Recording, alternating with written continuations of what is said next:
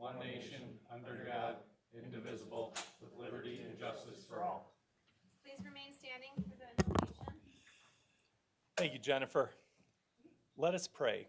Heavenly Father, we thank you for this opportunity to serve our community. Grant wisdom, integrity, and understanding to those gathered here tonight. Help us make decisions that promote the well-being, safety, and prosperity of all residents. Guide our discussions with respect, humility, and a spirit of cooperation. May we seek the common good and serve with compassion. Additionally, we'd like to send a prayer of good health and good recovery to Joey Rott, who, although living in Novi, was unfortunately hit on his e-bike while traveling in our community. And then also we'd like to extend prayers and thanks for what will be our joyful community weekend with our firework and downtown and our downtown's activities for the city. So thank you, Lord. Amen. Amen. Okay. If we could have a roll call, Jennifer. Yes. Ambrose. Here. Arnold. Here. Gunther. Here. Locke. O'Rourke. Here. Shinzing. Here. Thank you. Woods. Here. Thank you. Did we hear anything about Tamara? I believe city manager, yes, was. She advised she was gonna zoom in, but I don't know. Okay. Okay. Okay. Do you want to make a motion to excuse or do you want to, we'll acknowledge her when she zooms in. What would you like to do? You acknowledge when she gets here. Okay, very good. Okay.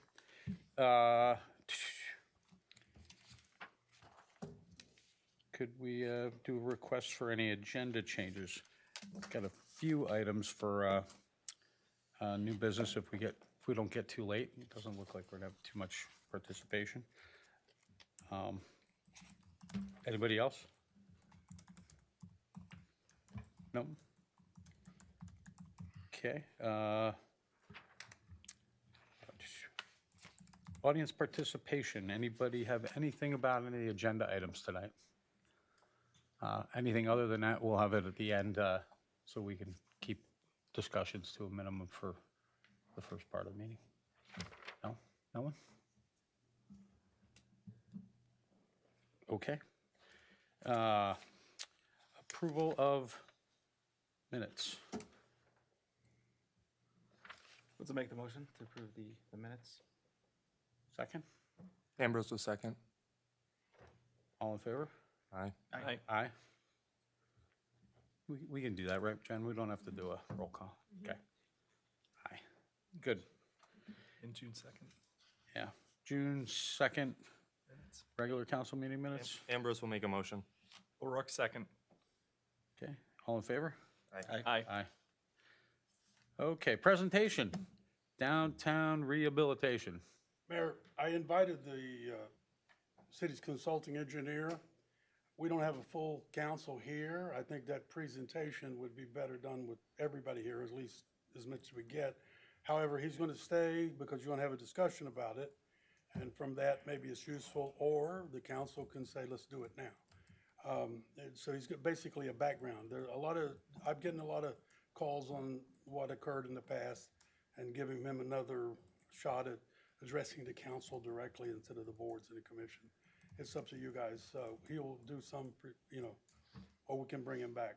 I mean, all we're missing is Tamara. I don't see a problem. Assuming Russ can see it. Well, Russ you can see it online, right? We'll show the presentation. And right? yeah, Yeah, Russ is. yeah. a Let's go, council member. because I think there's a lot of push to go, even though we probably got to try and take the time to do it. If ready you'd to like go? to come up, let's go. All right.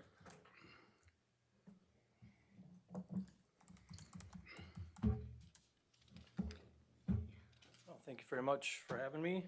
Brad Mackey, Boss Engineering. Happy to be here. Yeah, I think I don't need the, you have the remote? Okay. So, here we are talking about the downtown improvements. This is going to be a little bit more detailed, I should say. Give a little more information as to what's actually going to be happening out there. We can't provide too much detail because the construction plans are not available yet, but this will be the kind of give you a little more idea of what's happening throughout this entire street section.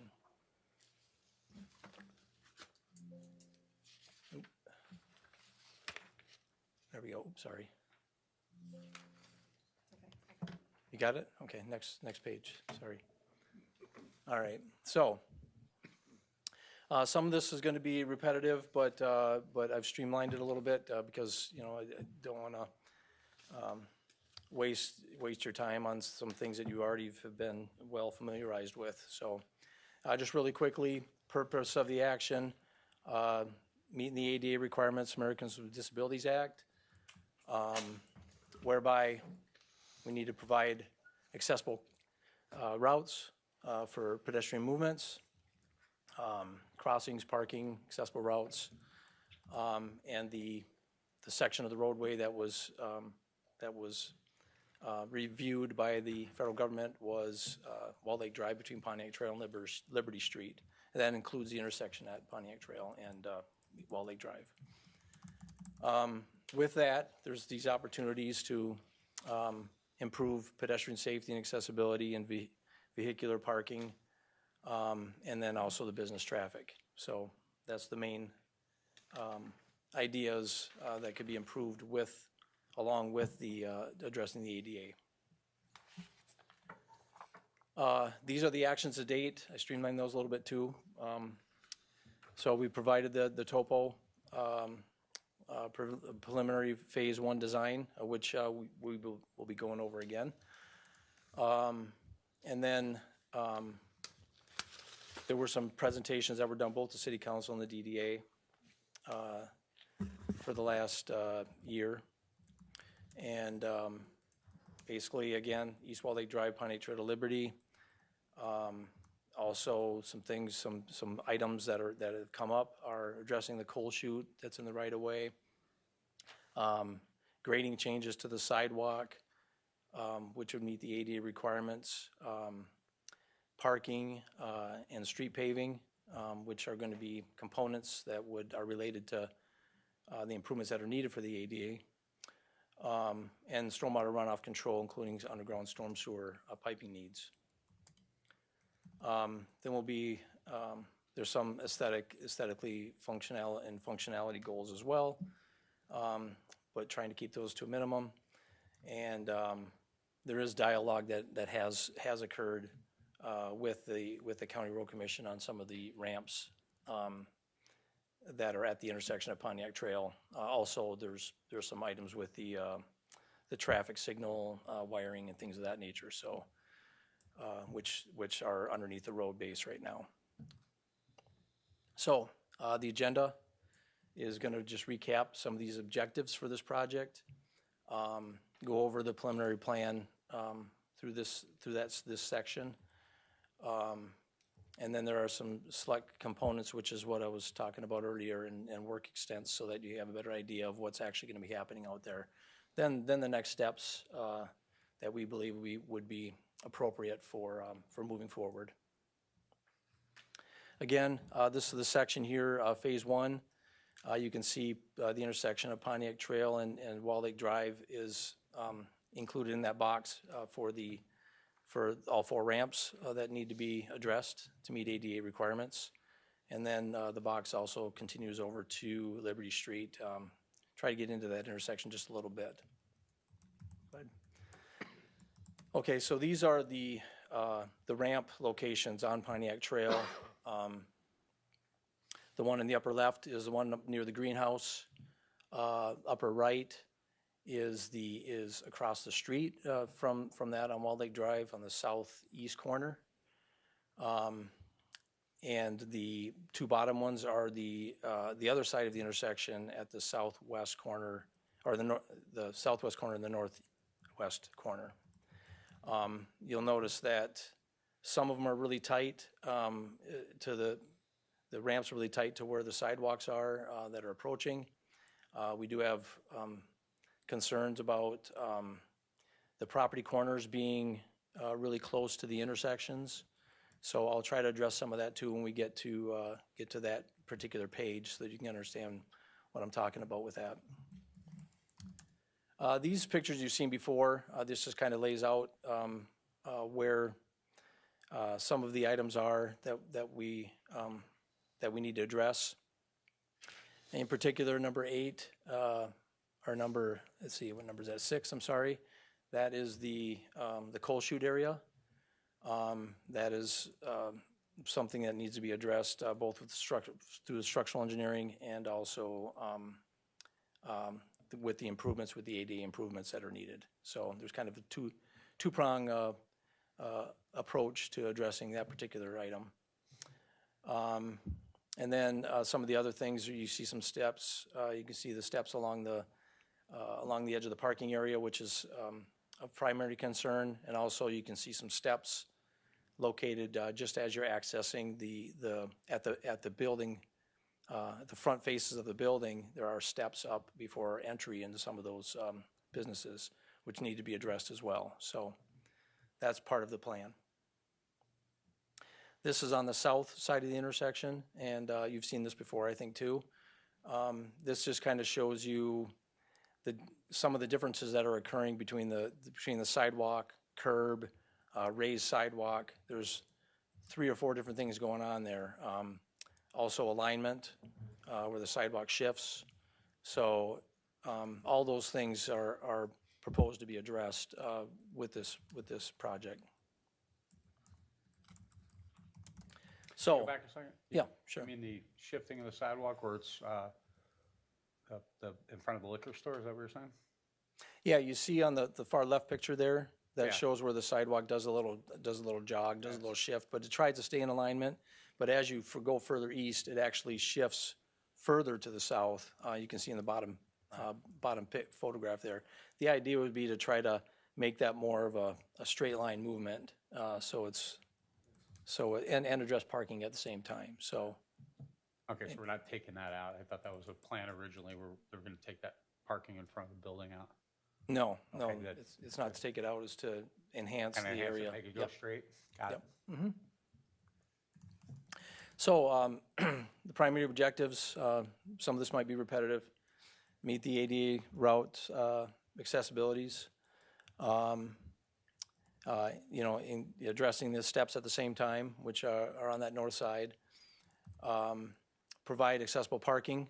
There's a handicap parking stall that needs to be provided, related grading to that. Address the street parking grading. That kind of ties into the work that needs to be done with the ADA sidewalk, and I'll explain that too once we get to that, how we have to adjust the parking and grading.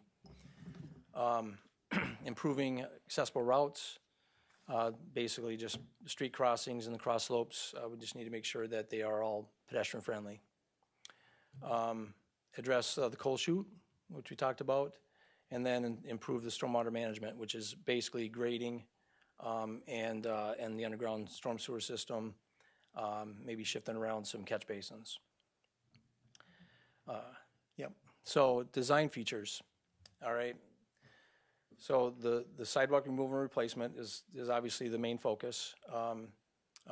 There's steps at the building entrance, which we just talked about. You can see in the image below, which is kind of reminiscent of what's going to be done with this project, where you have these planters that are portable, that can be moved. But what they do is they do a dual purpose. Not only do they provide aesthetics, but they actually help direct pedestrians up the steps at particular locations, so they're walking properly up the steps and they're not kind of walking on diagonals and things of that nature. So they get more directed to the proper steps. There's also updating the storm system and street parking and paving. Again, I'll talk about that in a minute. So this sheet here, kind of, I tried to put a lot of the information on here, so bear with me a little bit. The drawing sheet or the plan sheet that you see there is the existing condition of the property. It does show the parking stalls that are there currently. It shows where the coal chute area is in the sidewalk that needs to be addressed in the purple. In the green, it shows where the steps are located on the, along that north side where the parking is located. And the green area on the bottom represents the non-uniform sidewalk and curb that I mentioned before, where the idea would be to try to get that to have better alignment and better use. Also, in red shows the existing storm sewer catch basins, which will need to be addressed with the grading plan. Also, on the far left, indicated that the traffic control wiring, like I mentioned before, there's wires underneath the pavement that would need to be addressed when the paving part of the work is being done, and also the sidewalk ramps at that whole intersection. What's the wiring again? The wiring is to help control the traffic flow. It's their progressive wiring for the traffic. So the signals will read when vehicles are on that wire and adjust their signal operation accordingly. Oh, I didn't know it was there. Yeah, yeah. It's you can see it too if you look. You can see the outline of the wiring. It's in a rectangular shape. Then also, one of the property pinch points I was talking about is in the upper left. You can kind of see where the property corners meet right at the backside of the curb there. So one of the ideas was to try to bump that out a little bit further so we can address the sidewalk ramp issues without getting onto the private property. And then also, and more in the middle, we talk about updating the parking slopes. So what will happen is when the sidewalk is being placed over by the coal chute area and along that whole north side, you have to raise, it's steep from the building going towards the road. So you have to raise up that sidewalk till it meets the ADA requirements. And you also need to raise it to address those steps that are right at the building. So there's a dual thing that's going on there, which causes that sidewalk to go a lot higher than what it is currently as you're moving towards the street. Yeah. So in essence, what would end up happening if we didn't do anything is you'd actually create another step, and we were trying to avoid that. And one of the ways to do that is to update the parking so that you raise that parking up a little bit higher to get it back to the two-step format. And I'll show you a detail of that too when we get closer to the end of that. I drew something up earlier today. But for the number of parking spots in that area, how many ADA spots do you need? You just need one handicap spot. You need one handicap spot, and I'll talk about that as well. The handicap spot is going to be located on the far right side. But what happens is that parking stall, because it's a single stall, needs to be van accessible, which means it's almost the width of two spaces. Yeah, it was 1.5 to 2, yeah. So what we're going to end up having to do is in order to maintain the number of regular parking spaces, we got to move that little hatched area on the far left of the parking further to the left to be able to get that parking space back. Do we really need to do that? That's just to maintain parking, and I think that was the idea, was to, if anything, try to create more parking. When we were first going through this, was to try to create parking if we can. Yeah, but I'm sort of thinking, I don't know about anybody else, I'm sort of thinking as we roll past Liberty, we're gonna be gaining some parking spots, or have a potential to gain parking spots. And I'm just wondering, because anything you do in that corner, we're gonna lose that turn lane.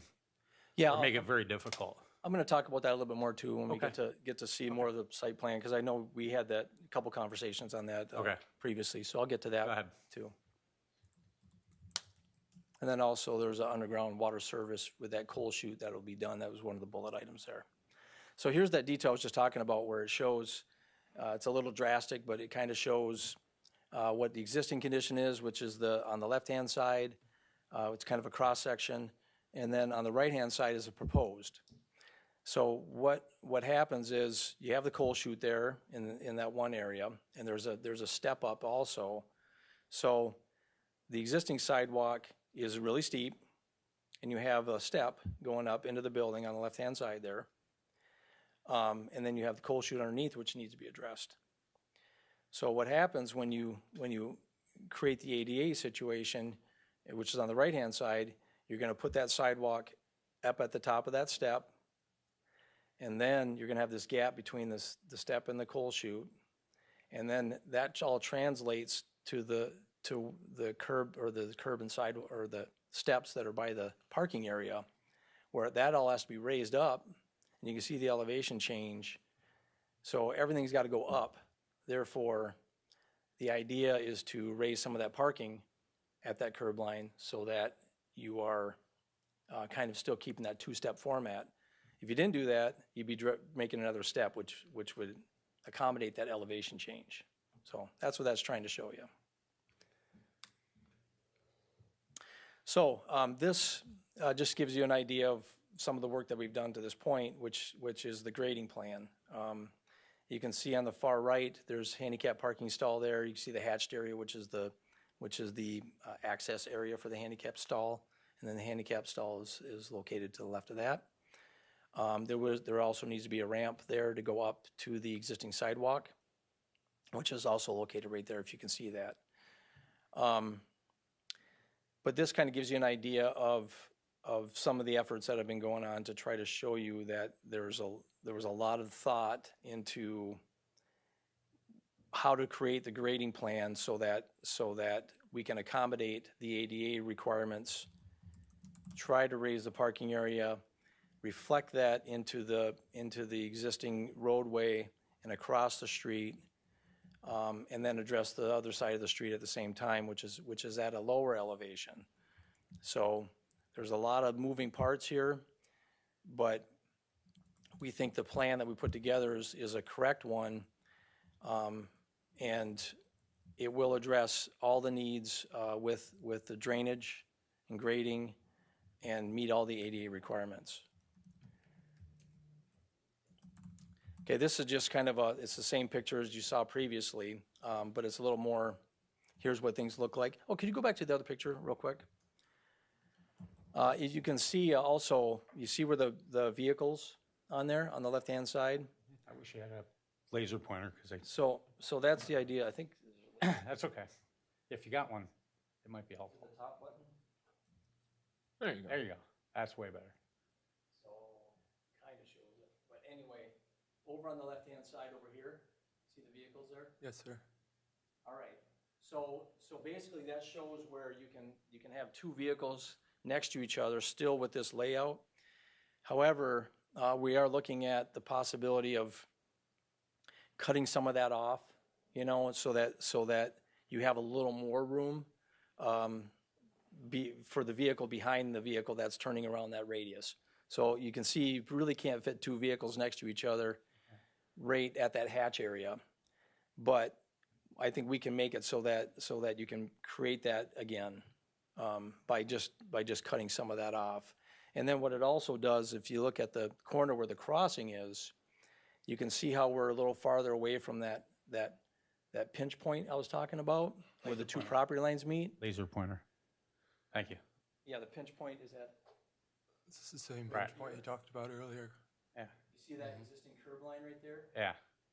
So if we cut this off and bring it kind of like this, and then curve it back in, we still have some room there to create that ramp without having to get into the property.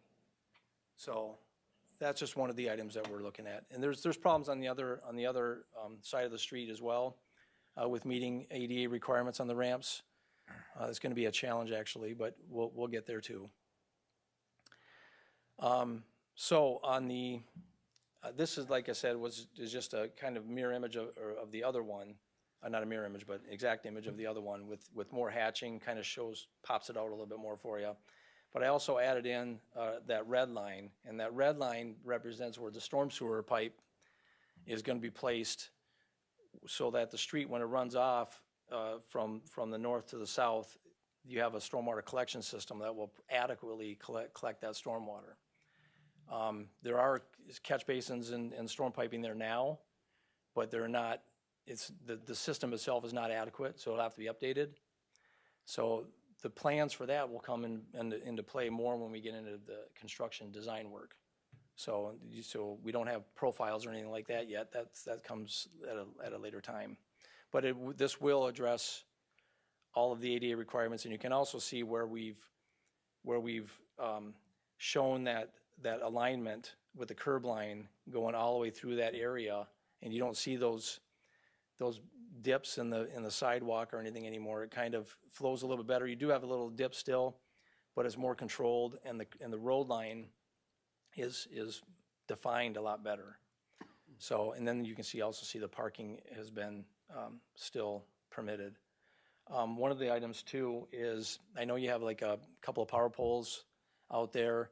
I believe that the curb line, once you get to the end of the parking on the southeast part of the property, which is down here, down in this area, there's a power pole right about there. So we're gonna try to stay away from that power pole so it doesn't have to be. Guys, I don't know about anybody else, but we got to prep for, even if we don't do it, but we got to prep for undergrounding the power lines, right? And taking them all out. And there's a way to do this where we can do it for on the cheap. Once we're doing all this work, we can bury at the same time. It's a 30 to 40% save if you do it at the time you're doing it. It's a lot of opportunities to go after some money to do it. So I think we really need to look at what are we doing for Xfinity, AT&T, all the guys that are going to be in that area. If we take the power lines out, we need to have the conduits there, right? So there's got to be a plan for putting the conduits into the sidewalks underneath them, right? And when you do the coal chute, you keep saying it's a big structural engineering thing, but when you do the several rises, you got to put the conduits to go through it as well, so that there's a plan for the future. I don't want to do all this work and then we can't do anything later, right? Yep. Yeah, I'm glad you brought that up too, because there is a part of this plan. I mean, it's not all the utilities that you're talking about, but we are planning on putting in conduits to address the street lighting.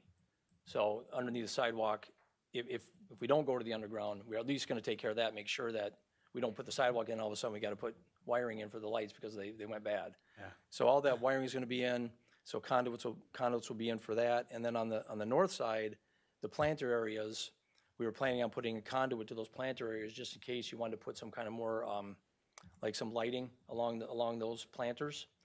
So it won't be part of the project, but it'll be something that you could add if you wanted to.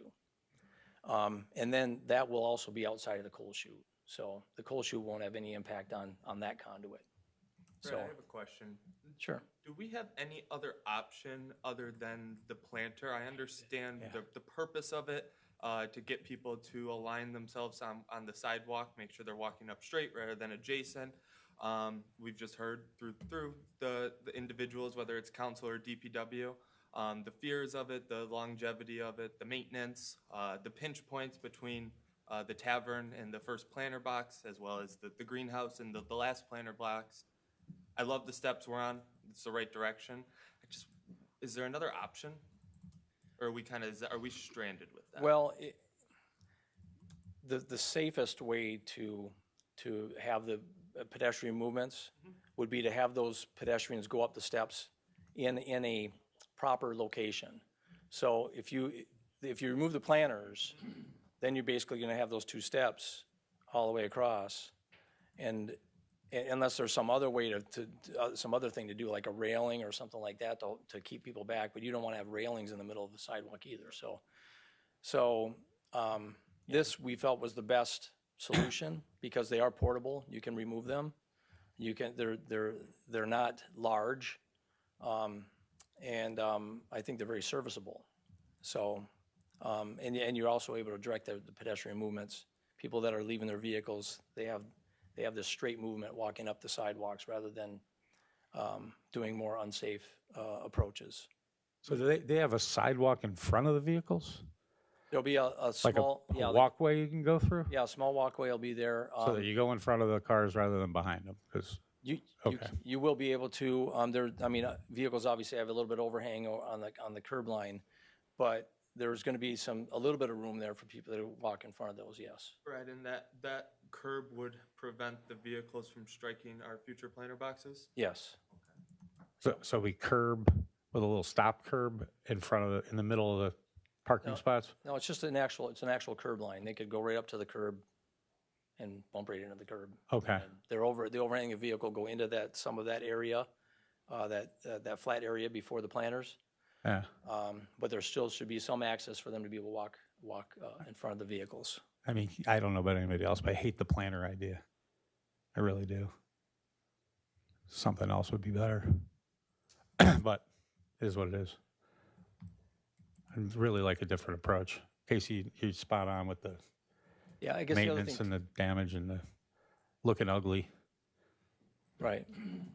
The one other point too, to fully answer you, Casey, was the both ends, they both are gonna be at ADA, they're gonna meet ADA requirements, so they'll be 5 foot wide, from the plant area to the corner.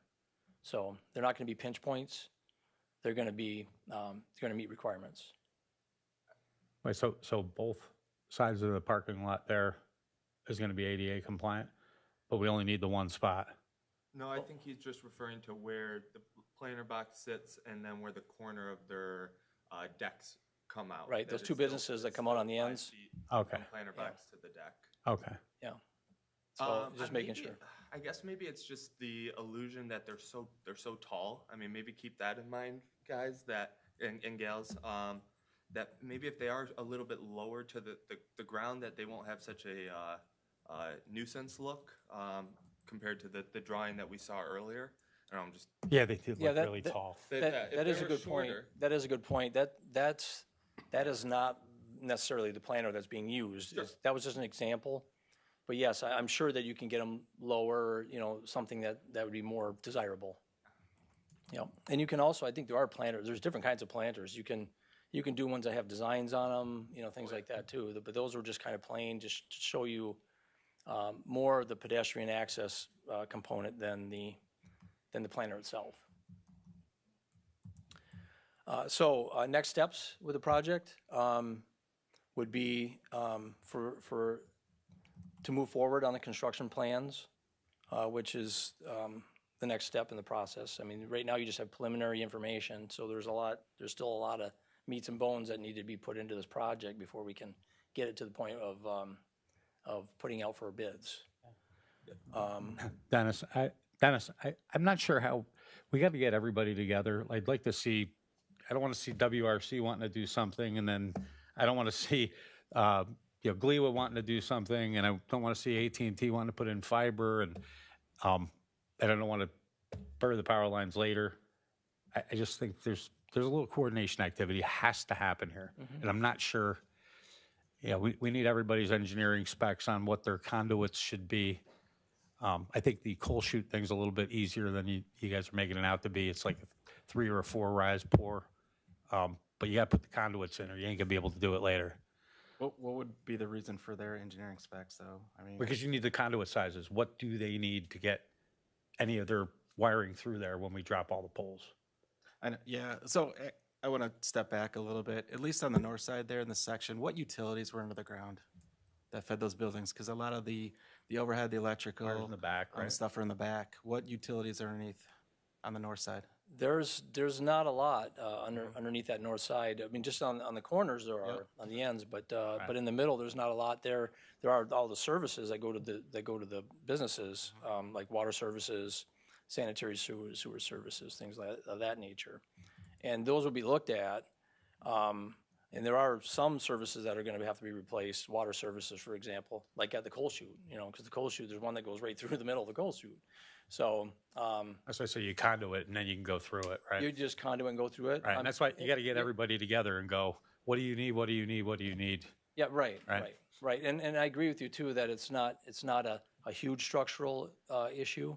It's a matter of putting lifts in. It just needs to be designed by a structural engineer because of the building that it's dealing with. And I think they wanted to go with 1 foot lifts, at least in my initial discussions with them, so.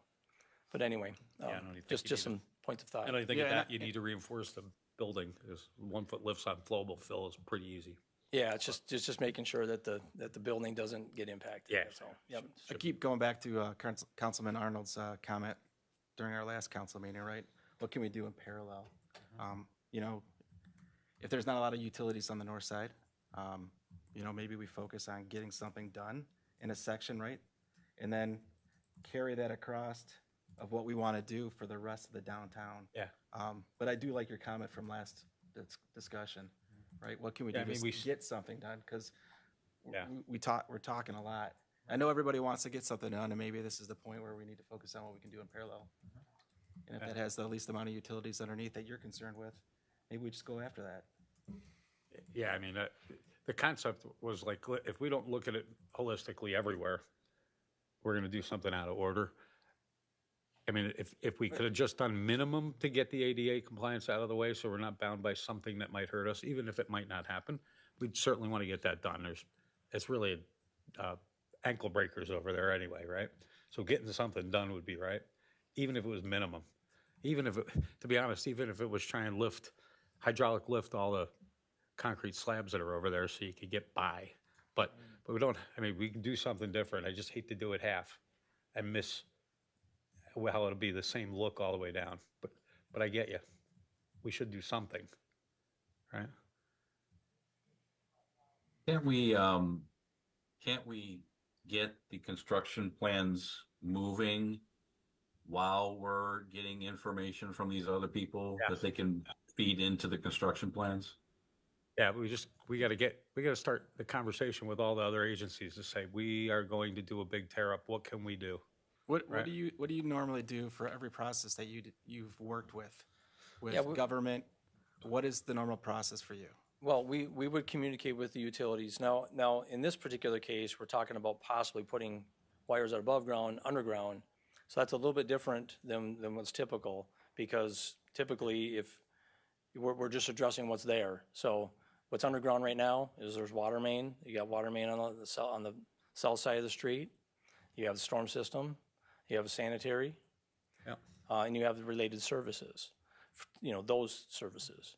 So that's what we would focus on mainly. But now that we might be introducing the underground wiring, it's just more communications with other utilities. So it's not a problem, and we can do it. It's just an added thing. But we always communicate with all the utilities. Yeah. We'll be communicating with LEWA. We'll be communicating with WRC. I know the age of the water main. I know the system pretty well, actually. So I'll be able to offer a lot in that regard if we want to go that route. It's a matter of the money, for one, and what kind of grants you can get, and some of the grants are just not available that you can get for water systems. It'd be great if there were, because then you could just replace the water main, and then everything above the water main would basically be part of that project. So Right. that'd be great, but we don't have that luxury with this in this case because of the availabilities of the grants now. But that is a good idea if we can do it, Yeah, as an example. Yeah, well, you just disguise the water main as a walkable city improvement, right? But you look at the power lines, there's in the way, they're on the curbs or in the sidewalks. I don't want to say that it looks disgusting, but it's really bad looking, right? And if you want to have a nice little downtown, we got to get rid of them. Is that today? Maybe not. Could be. I mean, from a resiliency standpoint, there were 30 power outages in the last 3 years. I mean, 24 was like 14, right? Yeah, at the same time too, and I'm not trying to make this sound rude or anything, but Milford's moved ahead with theirs, right? They're not held up. They have the same power outage as we do. Their infrastructure is getting better on that side, right? As DT kind of swallows into Wall Yeah. Lake, right, to take Yeah. care of us, because we need to get upgraded to the 13.2K Yep. system. Yeah. But at a point, the we work need they to do- move. We yeah. need to move ahead. But the work they're going to do there on the infrastructure upgrade, if they do it simultaneously, man, oh man, it makes more sense, right? They can get that all lined up and ready to go and then cut and drop, right? But we do have to get it. That's money they'll contribute, right? That's why we've really got to engage DTE, Danny. I think where you were out, so when we came into town, stopped by, she's supposed to get with you about, from the community liaison, she's supposed to get with you. So we got to do it, right? And if it takes us a couple of weeks to get some better process there, we got to do it. But certainly don't want to tear up sidewalks and then have to tear them up again, Yeah, absolutely. right? So, But again, the construction plan isn't tearing anything up, right? It's just No, getting a construction you're right, plan. If exactly. we have to modify it. yeah, we got to engineer it for that though, right? Right, again, if it has to be modified because we have information later, I think I think, in my opinion, I'd like to see us parallel those two tasks, is get the construction plans going as we're trying to address these other issues with the utilities. And once we have information, they can build that into the construction plan. Right. Yeah, and I agree, Russ, and I think moving this needle forward, at least in the getting to the construction portion, really does show these entities that we're serious and we're not just talking about it. Right. But we're actually getting it to paper, so it's their turn. The ball is in their court. Yes, that would be helpful. And I think, as far as accommodating extra conduits, I don't see that being a big issue. I think on the south side, especially where they already have, wiring conduits and stuff for the street lightings, I think you can find an area there. You can find an area on the north side, really, but we don't want to get too. We got to be careful because of the situation is on the surface, with all the sidewalk and the grade changes going on there. Right. Just me being able to fit all that. But I think there's adequate room to be able to put, conduit ducts or something like that. Yeah. If that can be fit into the project. Right, just got to engage them. Yep. And from a sidewalk standpoint, I wouldn't just stop at Liberty, right? Do we keep looking at going as far down as you can? Again, once you mobilize to do the sidewalks, you keep going linear. It's not that much more expensive. It's like a 30% savings. So if we end up having the money to do it, may as well look at what we can do. And I think there's a few drawings flying around from the lot that we purchased of an easy way to get like 84 extra parking spots by doing the angled parking on the sides and the back and even in the front. Makes the property a little smaller, but it does get us a lot more parking. Right, so a couple more things we got to look at there, but I wouldn't stop it from a standpoint of engineering it. We're gonna have to do it anyway, so maybe we call it phase 2 engineering and do a little bit more. But once you're there, to have guys run down the street with a sidewalk improvement, it's a lot easier when they're there. Right, stopping it halfway is kind of silly. Okay, what else? I think that's pretty much it. I mean, any other questions? I mean, I tried to give as much detail as I could at this point, for what I can provide at this point. Yeah. But once we get into construction plans, we'll be able to provide a little more detail as to what's going on exactly and how it's going to happen. So that's kind of where we're at right at this point. Brad, how do we get to the next step of construction drawings? Mr. Mayor, I agree with Councilmember Shinzing.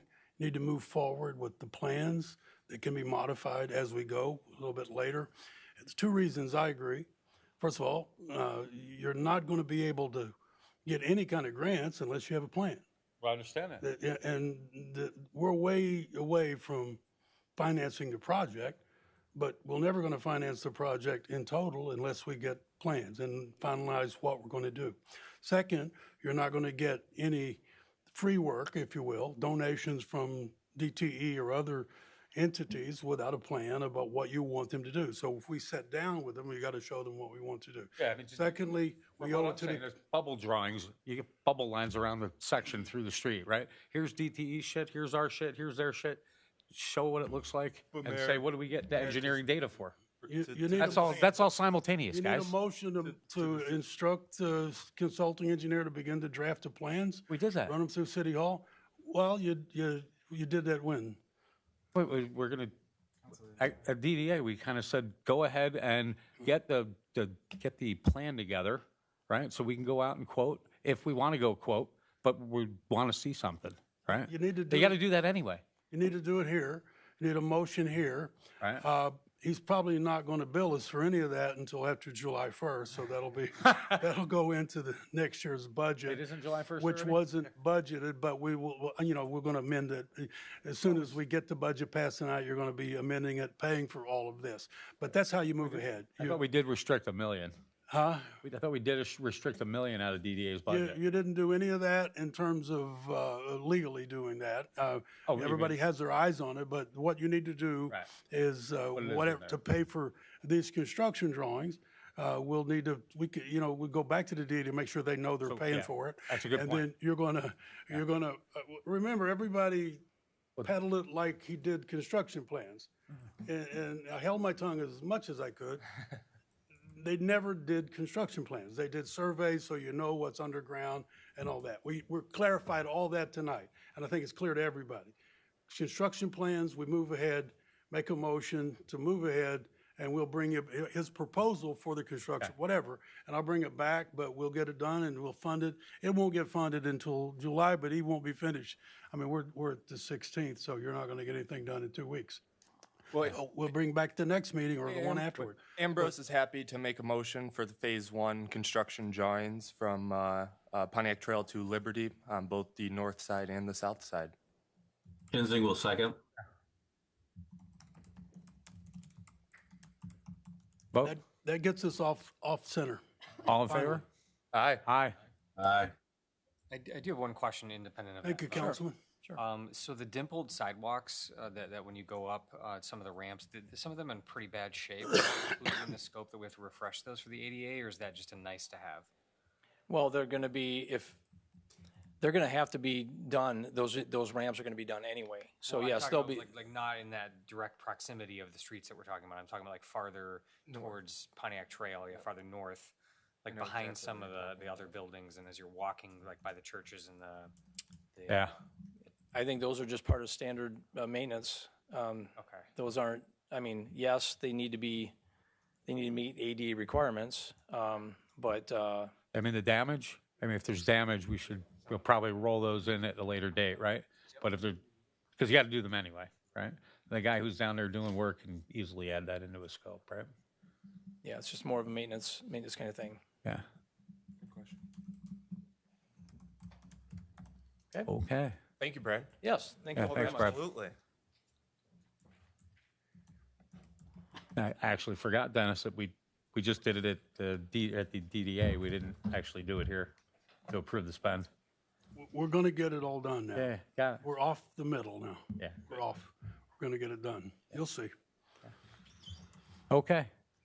What was on the next item? Discussion for the downtown rehabilitation, which we sort of kind of just did. Kind of just did that, didn't we? Yeah, I've got Ryan, I've got your, you threw a bunch of issues on a matrix. I've got other ones to add to it. I had a little VB script problem, so I gotta fix that. But it's a, Eisenhower table? no. No, but it's a very important matrix. And I think we're gonna put a lot of stuff on that. We'll probably have another tab for a few other things, because there are a ton of items to get accomplished, and we do seem to spin our wheels a little bit. So, but anybody wants to add some items, I'll get that out probably end of the week. I'm just waiting on some VB script help from my old brother. So I think we're good with that. But I definitely, I looked at a few things over the last couple of weeks. Yeah, you can't go after any grants if there's no money available, but there are still some stuff available. And, you know, I want to talk about a few of those at new business. So council report, that's good. Mayor's report, historic district, historic commission. So my basic question was, it looks like we aren't a part of, we don't have a CLG recognition. Why did we eliminate the historic commission? I didn't get any answer on that. I don't know the answer to that. I don't other either. Then it's black and white. They voted, they changed it. They felt like, as I recall, the discussion was about, we have the Commerce Historic Committee, which is in Stonecrest. That's where it is. Yeah. And it kind of was overlap, and as I recall, there was some arm wrestling amongst the group. And that's my recollection of it. It doesn't mean there was no particular reason or hoopla that got, but it did get to the city council. Yeah. Bennett had made a comment during DDA that it was about, we didn't want to do some reports and stuff. I understand if you got hogtied by something that the commissions wanted, right? But if you don't have the historic commission, you can't be a CLG, you can't get any of these other grants, right? So it's just eliminating an opportunity for it. When I look at the historic commission, we got to try and get money to help that cemetery. If it's a forever expense with no revenue, the only way you can go after it is to try and get some historical grants. Same thing with the Foster Farmhouse. Dennis, we looked at that. Got to do something. Don't want to leave it like that. So, but we can't get any well, you're not disqualified, but when you look at how they score somebody's application, you won't get anything because you'll get scored very, very low on their scoring method. So, yeah, we look at some of what Main Street, we got out of Main Street as well, right? So we don't do anything for Main Street. Yes. Yeah. So that's another one where you look at how much money Farmington Hills got, and then they actually won like Main Street of the United States, right? You know, entire nation award. Pretty cool. But they got some money for their Main Street. You know, and if you're talking about what we want to do downtown, we got to be a part of these 2 or 3 actually, right? The Oakland County Parks. Did I get any of the grants from Oakland County Parks? You got to be a participant, right? I hate it, right? It's a lot of work, a lot of extra people. But if we could try and get some people to be volunteers, we can get some stuff done. And even if we all get a double duty stuff. But I certainly don't want to miss out on those. I get a couple, 3 of those. Like, we probably need to be doing this. Annual costs are nothing, right? But it is maybe some reporting. And I understand you don't want to get hogtied into giving up a bunch of things or getting requirements that you have to achieve that are unrealistic. I know there was some talk about DEI people that had to be hired if you were going to get a part of a certain grant. Yeah, we don't want to get ourselves bogged down in weird stuff, but we got to take a look at it, whatever we can get our hands on. Those are decisions you get to make. The other decisions were, there was no return on that investment for all the years, and people at the time decided that it wasn't productive, and so they decided not to do that. There's no right or wrong there. Is it timely? It is what it is, right? It is what it is. If you want to do that and give it a shot, I would caution anybody who believes that running a city on grants is the way to go. No. But if you're going to do a special project, you're going to blow up your downtown. There's a great grant opportunity. I think if you want to do that, then you get back into business and see how it responds. That's all. Yeah. It's that simple. Special projects require a plan.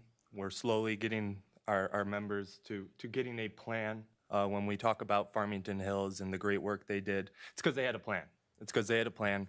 I agree. We are sitting here starting to create that plan. However, I don't think creating an additional commission from your past record of failing to fill board seats and to create an additional commission, it's not good business practice. Doesn't cost anything. Time. For who? Okay. Yeah, my people. Your staff. Which one are we talking? I'm sorry, but which one are we talking about? Well, the Historic Commission's one, right? We have to staff that when they have meetings. It becomes a city meeting, so we staff it. There's extra there. The one that takes more time is trying to keep up with the Main Street program. And there were council members in the past who really thought it was the right idea, but it essentially was. It kind of came to an end here because there was no return. We were always the stepchild. Yeah. You know, everybody else got the money, the bigger cities, the bigger votes, and whatever. So, but maybe it's time to do it all over again. Same thing with the Historic Commission. I mean, we'll give it a shot, but it'll take staffing. That's all. Yeah. All of this is about staffing. And I want to add to that too. I think we had Janice up here a while ago. She said she wanted to help with the Banks House, right? With a parsonage grant. They're already well established, right, at the Stonecrest. Yeah. As a historical group. I don't think we need to create like an additional entity, right, that creates a little bit more work for us. The city here, we're still building back the house, right? We're still building back the foundation, right? Yeah. We talk about underground utilities. We're still putting the post up for the house. We can't be working on the shingles and the roof until we get that kind of set. But we do have that group in parallel that we need to tap into. We have those resources. Yeah. So I think we need to reach out to them and keep that moving because it's been offered to us. Yeah, I never heard it was offered before. That's great. Yeah, Janice was up here and she talked, was it a couple months ago? Yeah. She offered. So I think we should take her up on it. Yeah, I don't know where to start with it, Dennis, because it's. Well, if you want to recreate, or any of them, give them, instruct management, administration to rejoin the, you know. I'll make a motion to instruct the city manager to reach out to the Stonecrest Group or the Commerce Township Historical Society, right, to see what's available, what we can do to kind of merge that together to help get some things moving forward. I can do that. Again, I do recall that there was some, you won't get all of that necessarily. There was arm wrestling before with the groups, who was in charge. This is Wall Lake, you're not, but they own Stonecrest, you know. So it was interesting. With the Main Street program, you know, we can ease into that one and see what it does offer. Yeah. By easing in, you get a preliminary kind of a thing. But as I recall, there was just a whole lot of report writing, and we just were never really anything more than the stepchild. And so other people got the money. It was a favorite of the prior county execs. I don't know about this county exec, but certainly way back when it was his baby. So I knew the people that ran it. Matter of fact, there was a direct connection between the Main Street program and the DDA. I don't mean to bring up things, but I believe one of your father was a big believer in the Main Street program. His father Was. and but they still ended up saying it's not been beneficial now, and we were struggling for money. So let's give it a shot. I don't have a problem reaching out. I think we got to look at it, and if it's not, at least assess what is it going to take, right? So then, I mean, you talk about historical commission and maybe reaching out to them, but I'd like to take a look at what. And I'll help you, Dennis. I got time on this. Janice is still the president. Yeah, Yeah, But yeah. you have a motion. Motion on the table. I'll happily second it. yeah, We've already discussed it. yeah. All in favor? Yeah. Aye. Aye. But can we look at, Dennis? Can we take a look at what it's going to take to get? What's the difference? Why don't we try and get on Main Street? Why don't we get on? Sign up for the basic Yeah. and then report back. Yeah, yeah. That's And it. You and I can work on it. I got Yep. some stuff, right? Oh, I'll let you Yeah. go and do all of that. Yeah, and if it's reports, that's not a big deal, right? But I think thinking about downtown, and you gotta have a 2-year, 3-year thought process in your head, and a 30-year thought process. If we don't try and go after some of this stuff, and we're disqualified by not being a part of it, we ain't gonna get it. It's very simple, right?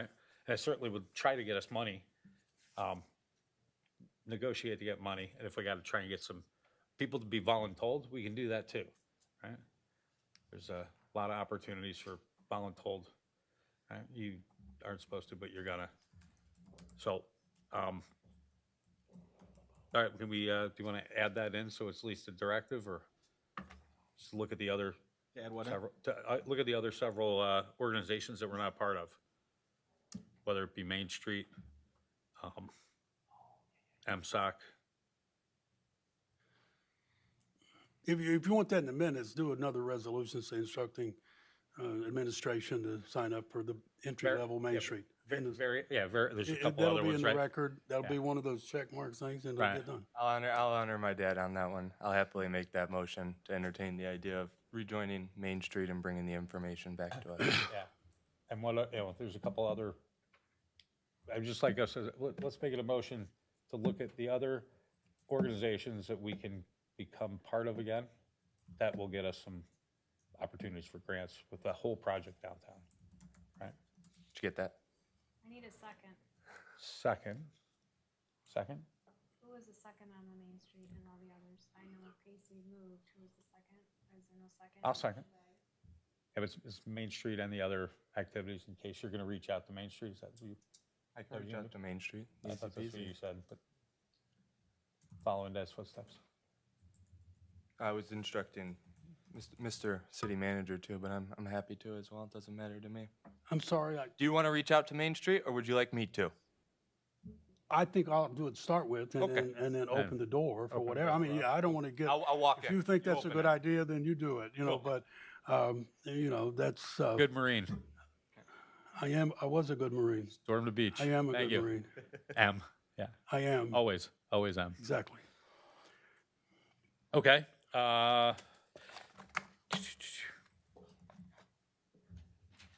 Manager's report. Dennis, you want to request filing?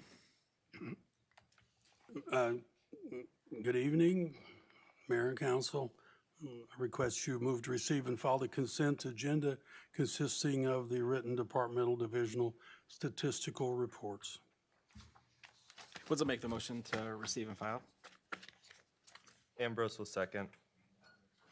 All in favor? Aye. Aye.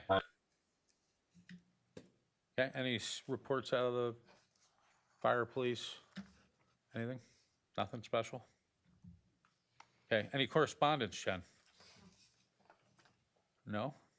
Okay, attorney's report. Yes, thank you, Mr. Mayor. I do have a number of items to report on tonight. I would like to go a little bit out of order. I see we've got some audience Yeah. members here, so I'd like to kind of start off with just giving you an update on D&M Motors, and then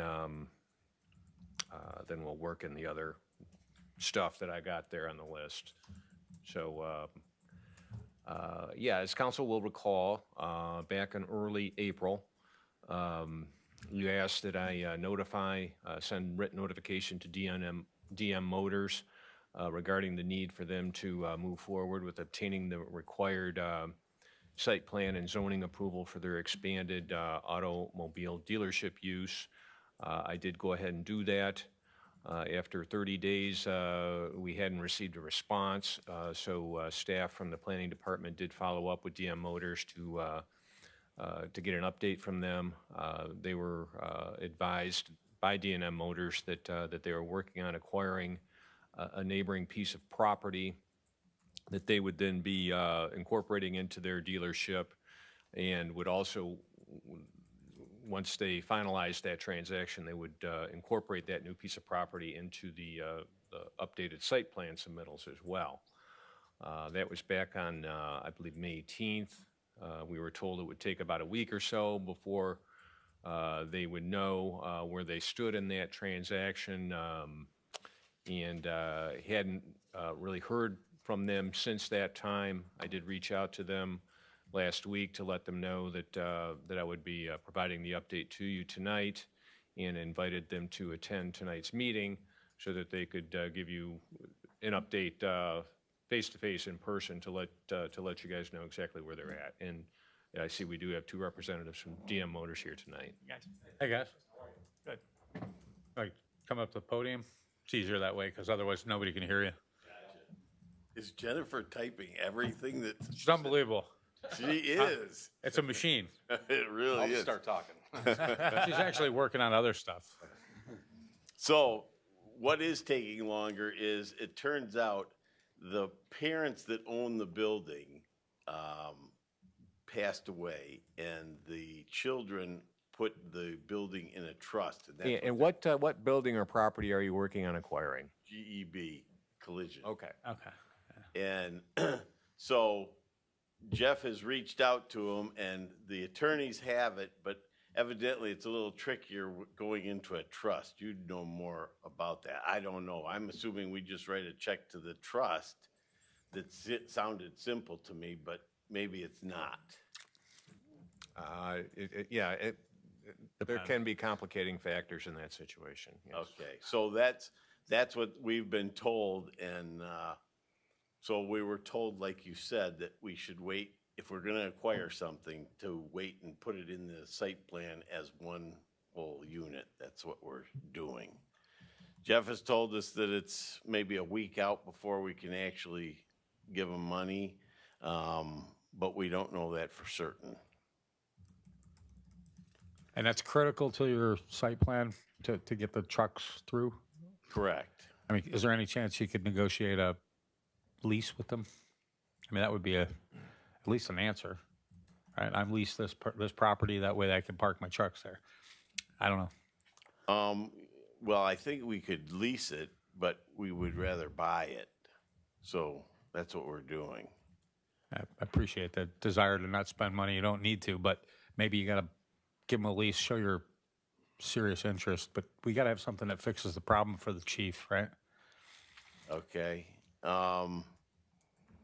Or you got to resolve the people parking in the street. I think that's really the only. We wouldn't even know you existed if it wasn't for all the trucks parked in the middle of Main Street, right in Maple Road. Yeah. We've been trying to address that, and I think that we can, If I may, you can address it by having less vehicles. There is not a single spot that you can pull a tractor trailer onto your property. If there was less vehicles, it would be a easier pull through. Correct me if I'm wrong. well, we've had multiple tractor trailer, 7-car haulers in the lot with the cars we The have. confident ones, yes. The not confident ones are not pulling in. Ones that can speak English, yes. Yeah. Ones that can't, Yeah. they don't speak. Drew, you used that excuse 6 months ago. City manager told you that that's not an appropriate thing to say, and I still agree that that's not an appropriate No, I know, excuse. but I'm just trying to say that we're trying to figure it out as we go. It's tough. I get it. It's tough on us too. It's tough on the residents that complain to us constantly that why don't they just remove a row of cars? And how do I explain that to them, Drew? How do I explain that to the residents?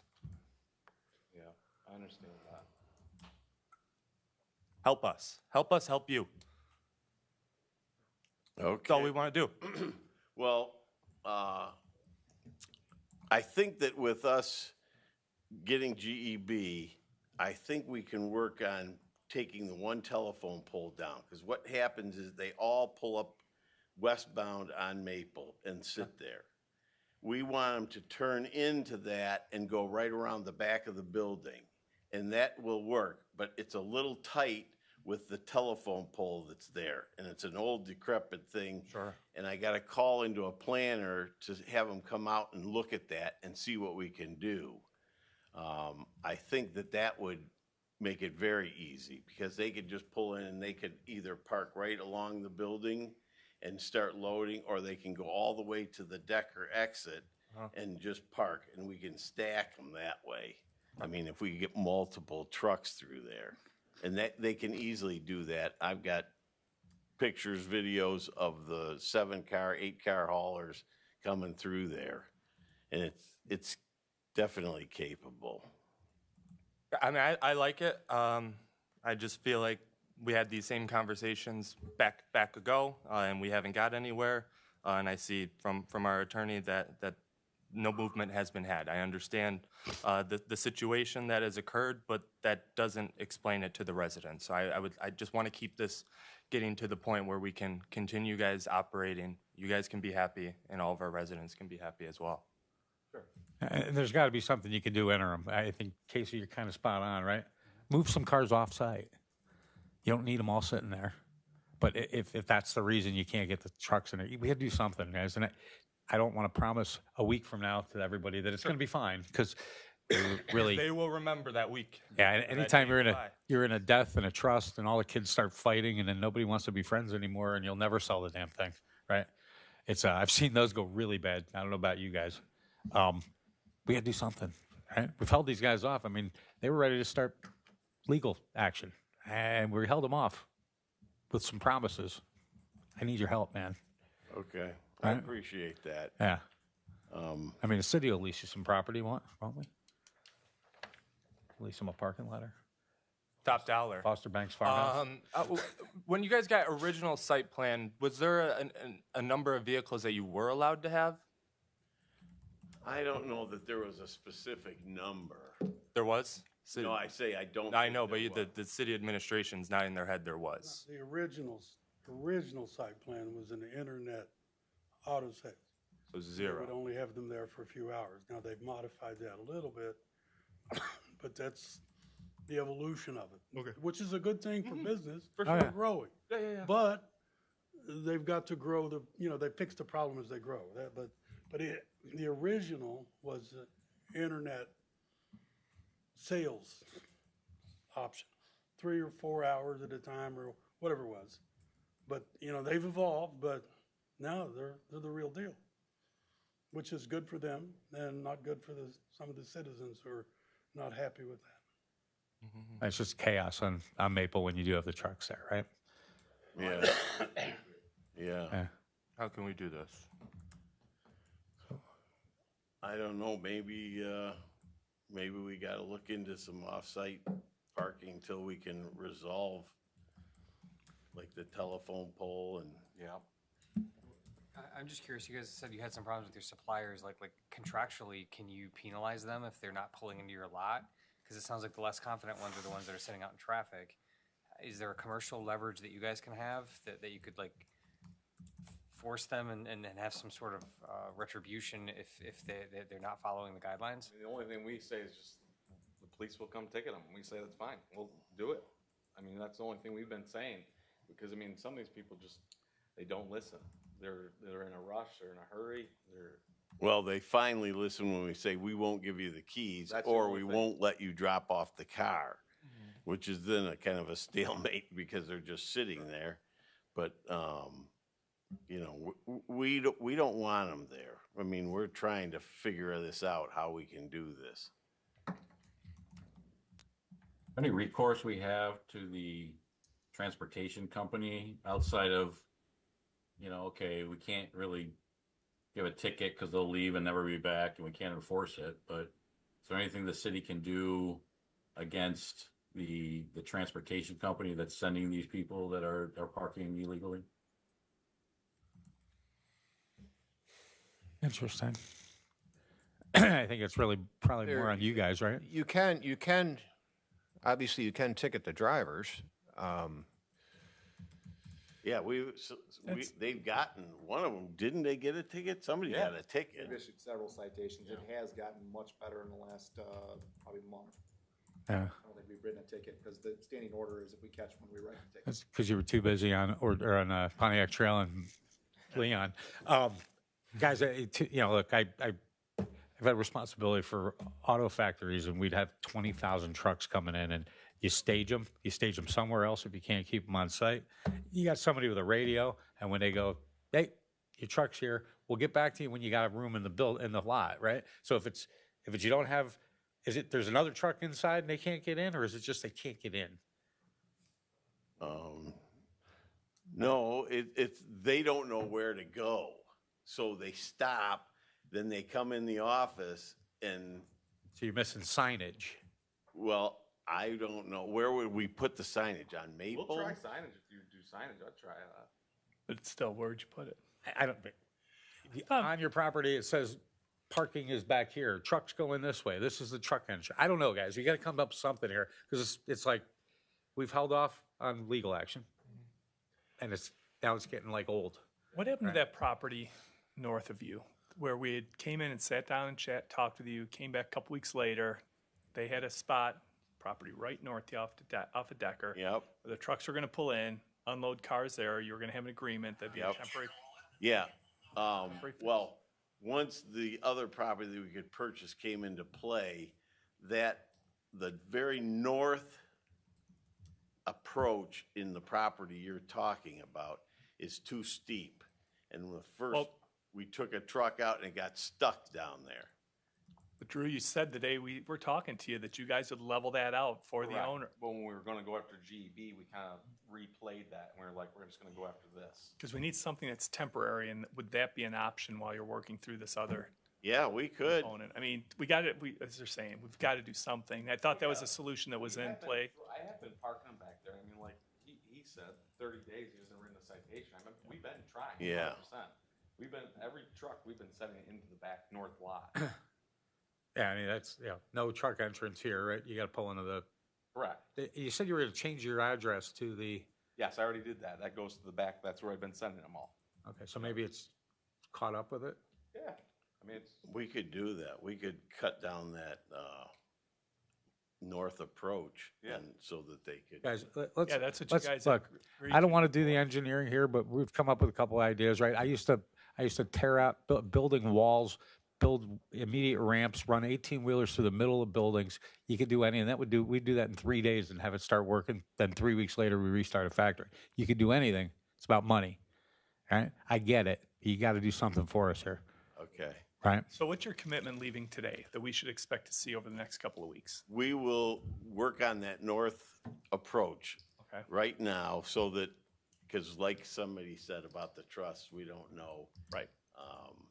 But So when would you expect to have a contractor or whoever out to smooth out that north ramp?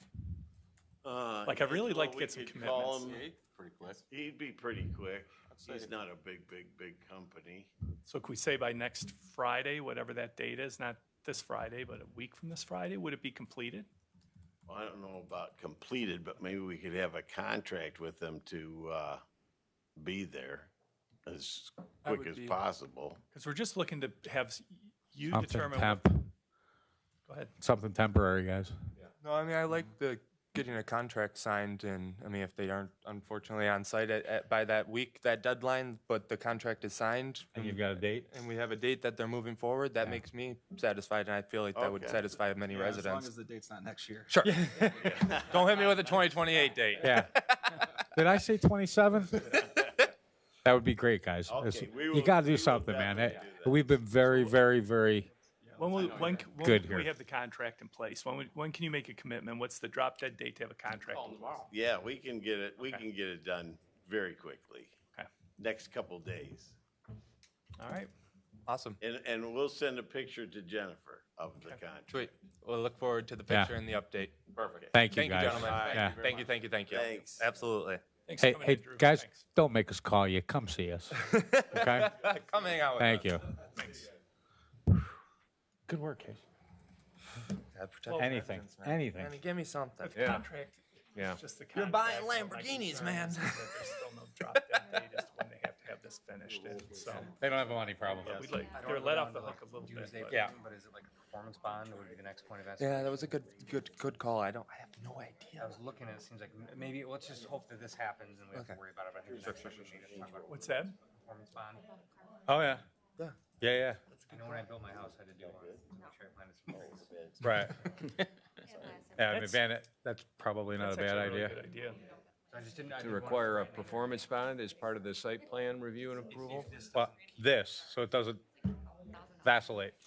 But he's gonna have a contract in by tomorrow or 2 Sure. days later, but he has no commitment to when he's gonna have this work done on that north property. And so that's, and the only thing is, if it's past behavior is a predictor of future, then He's gonna try not to we're gonna spend we could find ourselves in the same position. We've been really generous and helpful to them, so. Yeah.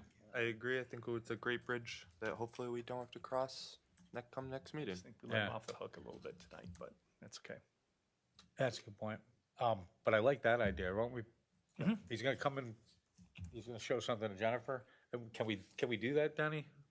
Is there a way to hit him with a performance bond that he's made a commitment to us, and if he doesn't meet his commitment, he doesn't get his money back?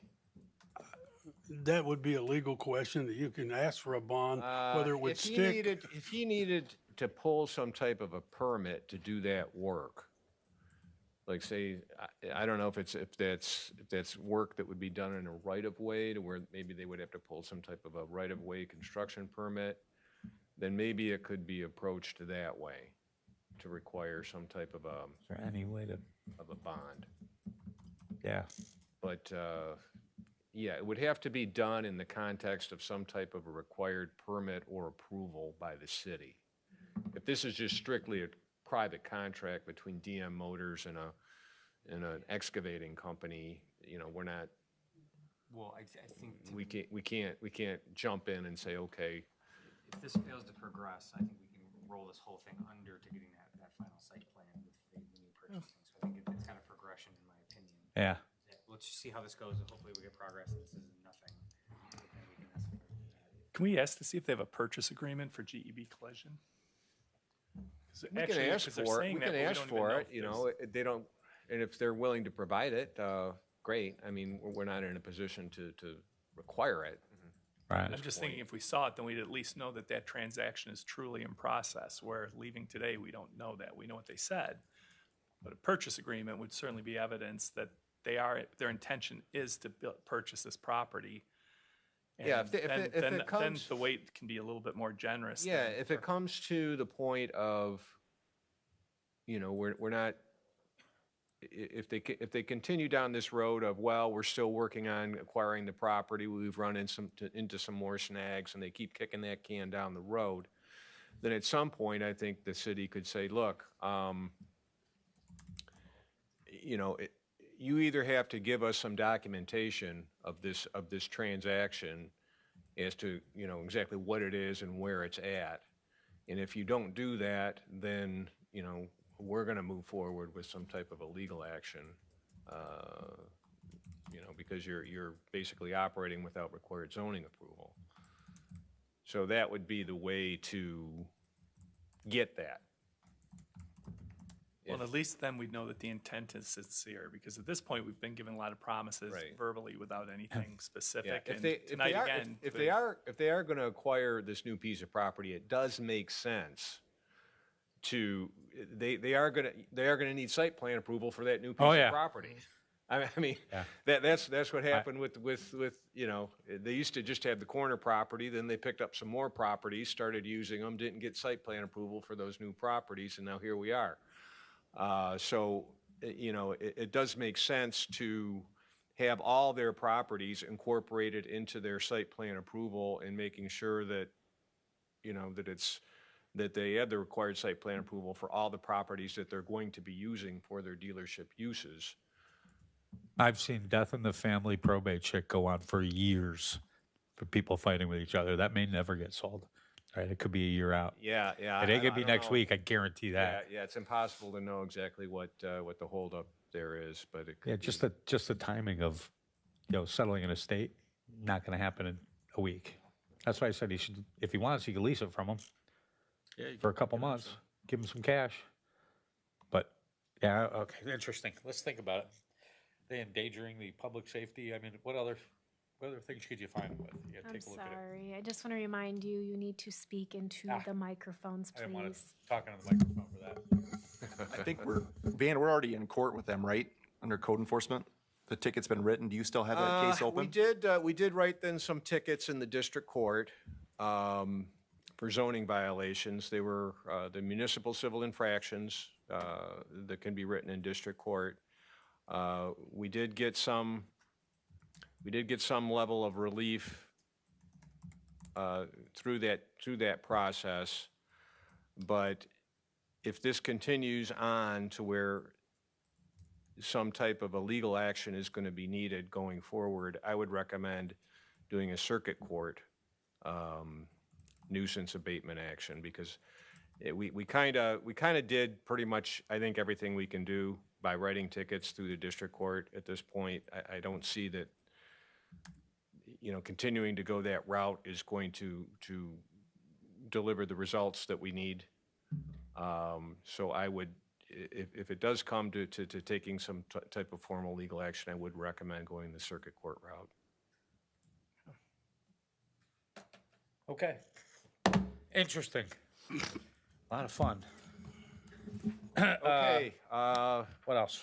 I got Mercer Beach, just a quick update there.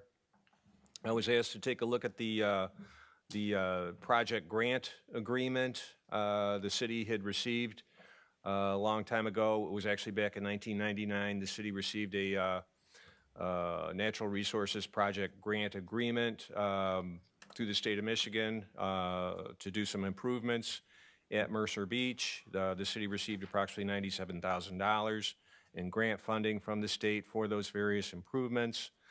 One of the requirements of the project grant agreement is that the land and water access ways to the facilities shall be open to the public at all times on equal and reasonable terms. I didn't see anything in the agreement that would allow the city to refund that money and get out of the agreement. I don't think that does not appear to be an option. The agreement is silent regarding the charging of entry or user access fees. However, the agreement does state. What did that say, Van? Can you repeat that? The agreement is silent regarding the charging of Okay. entry or user access fees. Like if you wanted to charge a fee to enter the park or to use it, there's nothing in the agreement that speaks specifically to the charging of fees. So I'm assuming it can be done. And the equal is equal or reasonable, right? Because I think the way that it shall be open to the public at all times on equal and Or. reasonable terms. it's and or is it or? And it says and. Does that include parking? I don't think it would include parking because I don't think there is any place to park on Mercer Beach. I mean, there's. Not on Mercer Beach, it's on the road. Right, so any parking would be on the street, so that doesn't, the agreement doesn't cover the street parking. It doesn't cover any, like, if the DDA wanted to build a parking lot in the lot across from the beach, wouldn't cover that. The agreement wouldn't apply to that, Yeah. it just The question, applies to the question, Van, is raised because the discussion is, we could take the parking out, and then you wouldn't have to worry about it, but the way it's written, has nothing to do with the parking. Correct? As long as it's not part of the Mercer Beach lot. If it was not part of, if there weren't any, if parking improvements were not part of the project, and I don't believe they were, I'd have to take a second look at the agreement to be sure. Then I would say parking. I mean, my understanding is that there's some street parking, but no parking on. There's not a parking lot on the beach itself. It's at. I just want to know. Right. You need to know if it's the property line goes across it, or if the property line, we'd check that out on. Right, because I think the thought process is, could we pay for parking for non-Walled Lake residents? Yeah, and there's something about parks, Van, that I read where it says you can have it where it's, if you charge your citizens, then you can only charge non-citizens double the price. So if we made it $1 for the people, we could only charge $2. But if we make it free for our citizens, we can charge a reasonable fee, right? Which other communities have done that. It's like your parking's $8, $10 for a few hours like everywhere else. But you make it free for everybody on the list, right? So there's about 3 or 4 places that would do a, license plate reader, and they charge them for it. And if they don't pay it online, they get hit with a big penalty, right? And it's just revenue gaining, and it keeps people who don't want to pay for parking out of there. Problem is, we've got the open parking everywhere else. So it's a thought process. Do you do it all the way? Do you go crazy there and do it all in the downtown area? Non-residents have to pay? I don't know. But that's the whole thought process, is what could we do with the property to make it less appealing to everybody who doesn't live here? Because that was the biggest, I don't know about you guys, but the biggest complaint that we had walking the city as running for offices is, it'd be really nice if I could use my beach, because nobody really gets to go there from downtown or from the city. It's packed. Well, all I can tell you is that this agreement only applies to the beach itself. And to what extent the parking is part of the beach, I can't say. I guess we'd have to. The street, I think the street kind of does. Well, I mean, where they park forward in. We have surveys from Boss Engineering that could tell us if it's on where the property line ends. Yeah. We just got to figure that out, and it changes the thought process on what we do down there. Sure. Yeah, as far as any parking on public streets, this agreement would not apply to that. Okay. So whatever you're allowed to do, you could do. Yeah, I think we'd be okay there. So anyway, that's what's going on with the Mercer Beach agreement. I also have there's a request for a closed session to discuss a pending litigation matter, and then I also have the draft ethics ordinance as well. Is there any particular order you want to talk about those? I think the closed session one, we punt to the end of the meeting, let everybody else go. Okay, all right. The ethics ordinance, I did go ahead and prepare a draft ethics ordinance. It is not up for first reading tonight. It is simply a draft for your review and your comment to take a look at, to decide. The idea is okay, bring a draft in, you can take a look at it. Redline it. If there's stuff you don't like or that you want to add, we'll take stuff out or we'll add stuff in. And then once we get something closer to a final draft, then we'll get it ready for first reading, so that it's closer to a final project or product, I should say. But anyway, the way I prepared the ordinance is I went to the Michigan Municipal League website. They have a, what's called a municipal ethics handbook, it's fairly thick. That talks about, municipal ethics, and then at the end of that handbook, they have a list of 18 ethics ordinances from different communities across the state that the Michigan Municipal League looked at and relied upon in preparing their handbook, and that they felt were good representative ethics ordinances. So I looked at each one of those, all 18 of those ordinances. I identified 2 of those ordinances, which was the City of Livonia, City of Jackson, which appeared to be most representative of the larger body of the ordinances. And I kind of merged those 2 City of Livonia, City of Jackson ordinances together, and kind of used that as the base for building the draft ordinance that's before you tonight.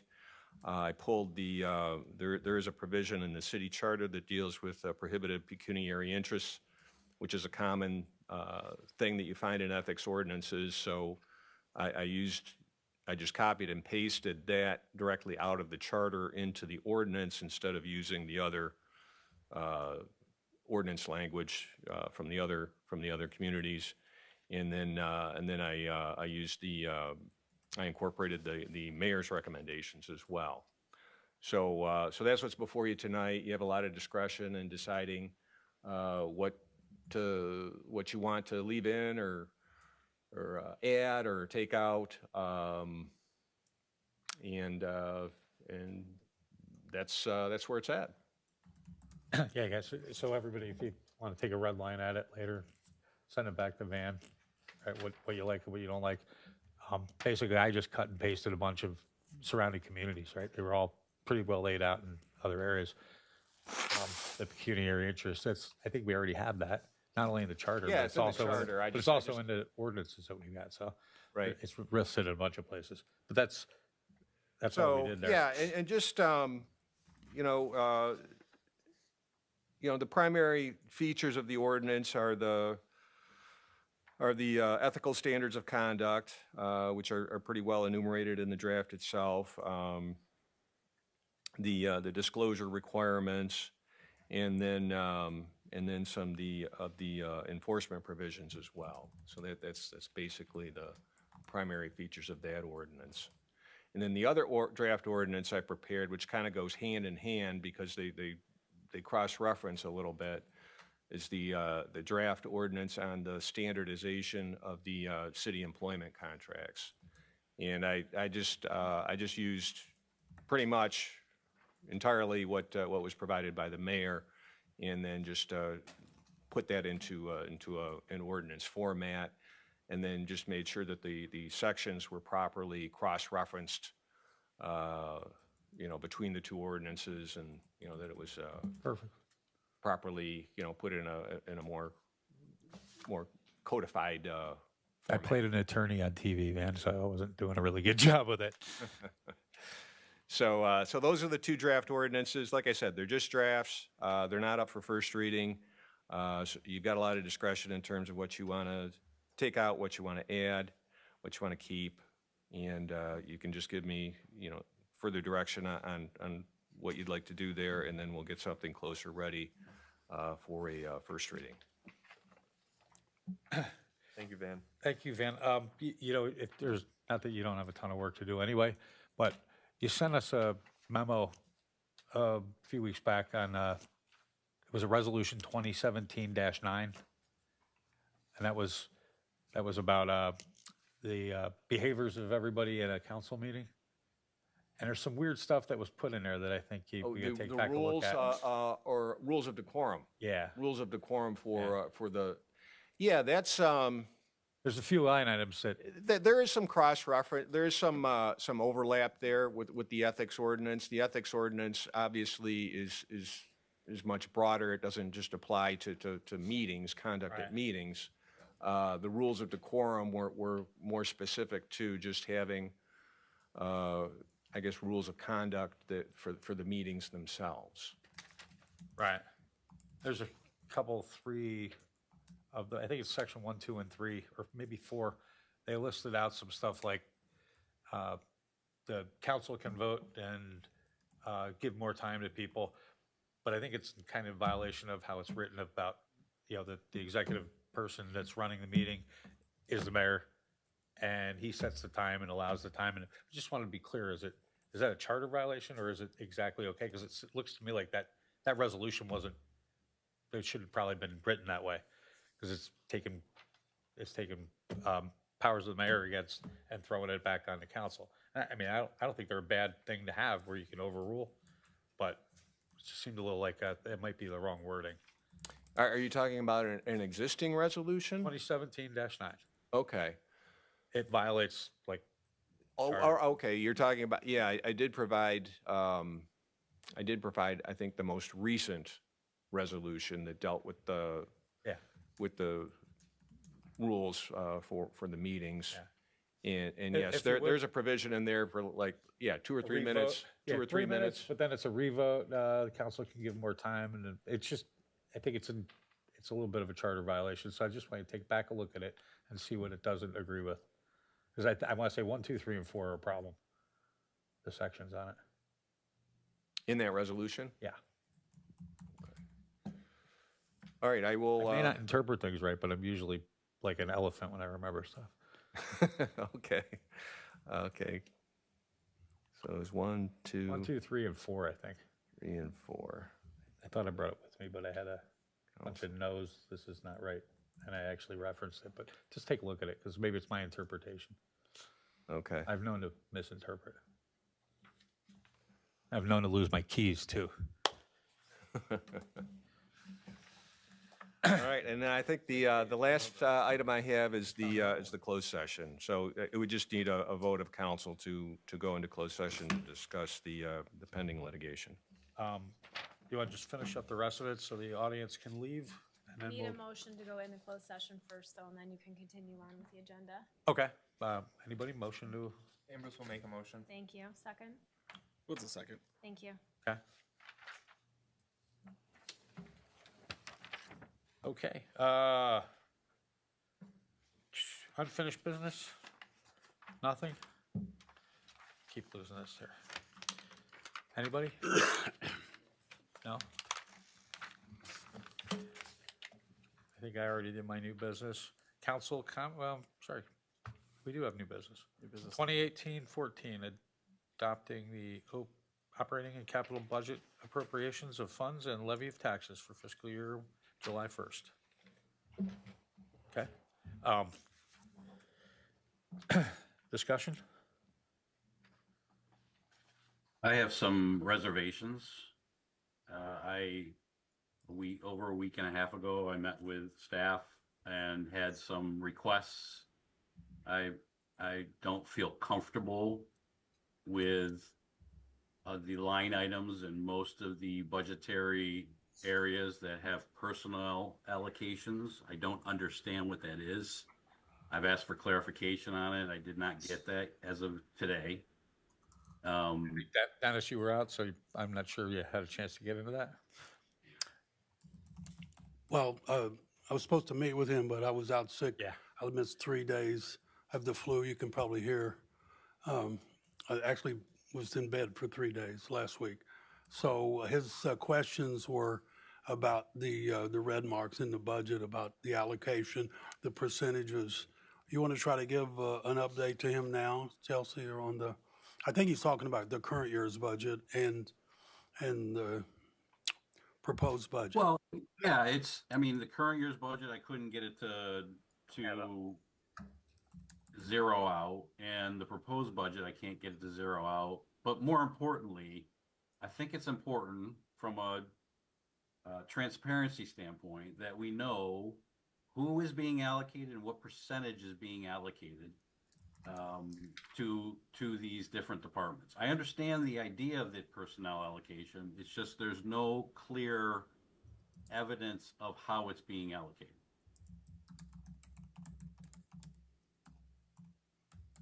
I can't speak to that. It's there.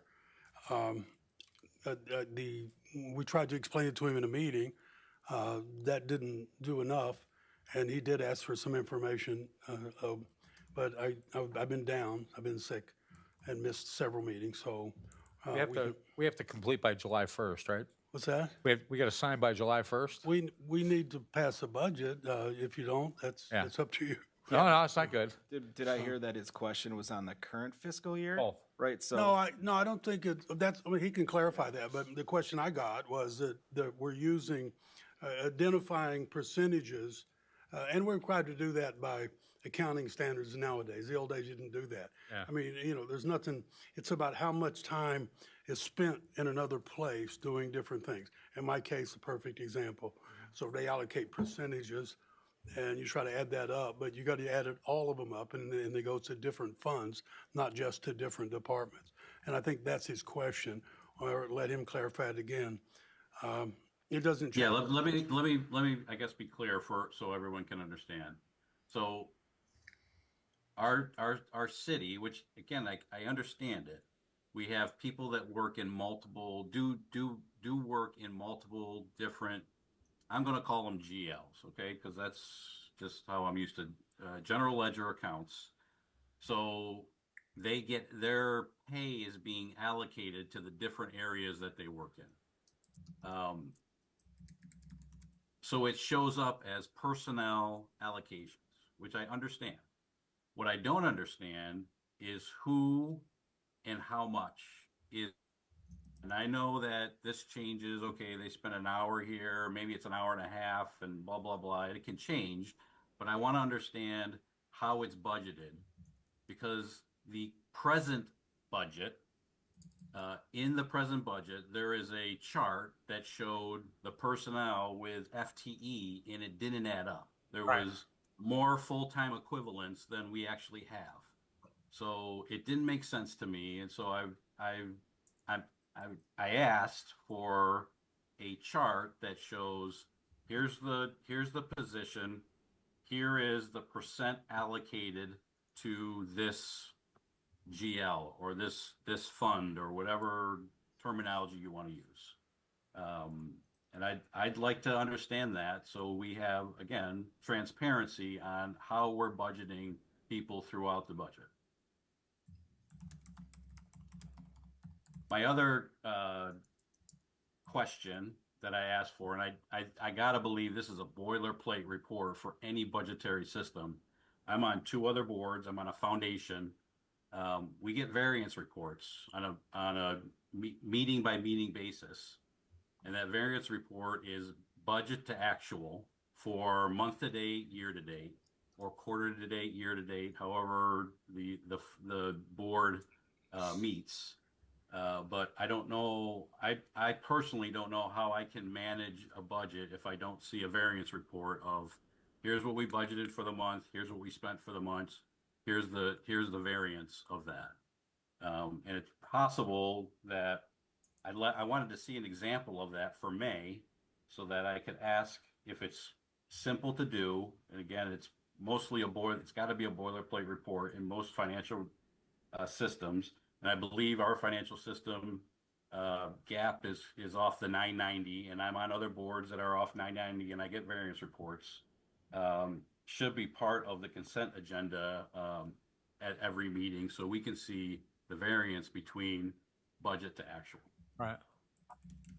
Don't disagree, Dennis. So, I mean, and that's something we had asked about a little while back as well, right? Is there a read-only access to BSNA online so we can pull data? Because I'd assume that that's there, Chelsea. Right, the variance report. It's got to be a standard report out of, is it BSNA? Is that what it is? You can print a budget to actual. Yeah. Yeah. I mean, there's probably a few other things there, Dennis, that we should be looking at. But I really I'd like to be able to read some access to that stuff. But I'd like to get some of my reports that give us arts and graphs, not arts and trash. I always said that at work, but some arts and graphs, charts and stuff that we could take a look at, so we got an understanding of who's getting what where, right? But the only way to do that, because I don't want to put the burden on you guys. I could write scripts and make this stuff work as long as I don't have to have my brother. Honestly, I don't think it should be a script. Almost every financial I guarantee, but there's other. Yeah. Is a boilerplate report for variance. Yeah. It gives you month to date, year to date. Yeah, I'm talking about by supplier stuff, right? I want to be able to get some other. Yeah, that's a whole different level. Yeah. But I mean, I can automate all that. It's not really a big deal, and it's not going to take you guys any time. But there's certainly there should be a big push for additional reporting. And I just, think I need access. So we need to figure out how to do that, right? But council should have access to be able to look at all that. Obviously, read only in the system. So, Dennis, if I'd like to, I'll make a motion on that, right? Can you investigate how to get us access to the finance system as a read only? I don't think that's any big deal. And then obviously let's look at a variance report as well.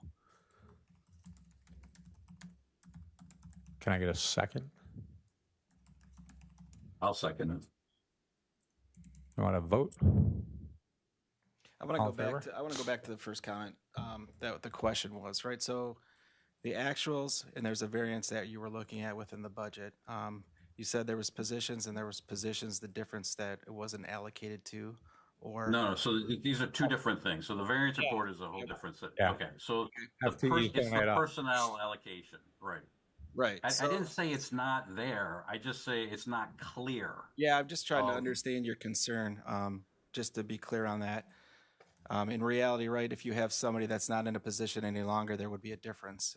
To me, when I'm hearing what you're saying, that's kind of what shows up within the budget, if there's something different, right? Whether it's to what the budget was and then what the actual spend was. And then we also go back through not adopted, but we go back through a review, right? With our third-party auditor that'll go back and verify that information. I do agree with the variance maybe between, if there's a way to do it within the reports that come out for what to spend, what is spent, what is there. I think from a point of managing that, right, that's what our city manager's job is supposed to do, right? But we're supposed to get the information, right, to understand, where it is to the budget, right? But, we have a city manager, and part of the charter is that's his position to direct that information. But Yeah. I think But it should add up, right? Mhm. And I think I've seen where it's there's an extra FTE, but you show it as a minus $120,000 payroll, right? So I've seen that. I just didn't see how it added up. Yeah, but I don't agree with that. I'm on boards that, yes, we have a managing director, but the board is fiduciarily responsible for everything. Therefore, yes, the managing director has responsibility, but the board is ultimately fiduciarily responsible.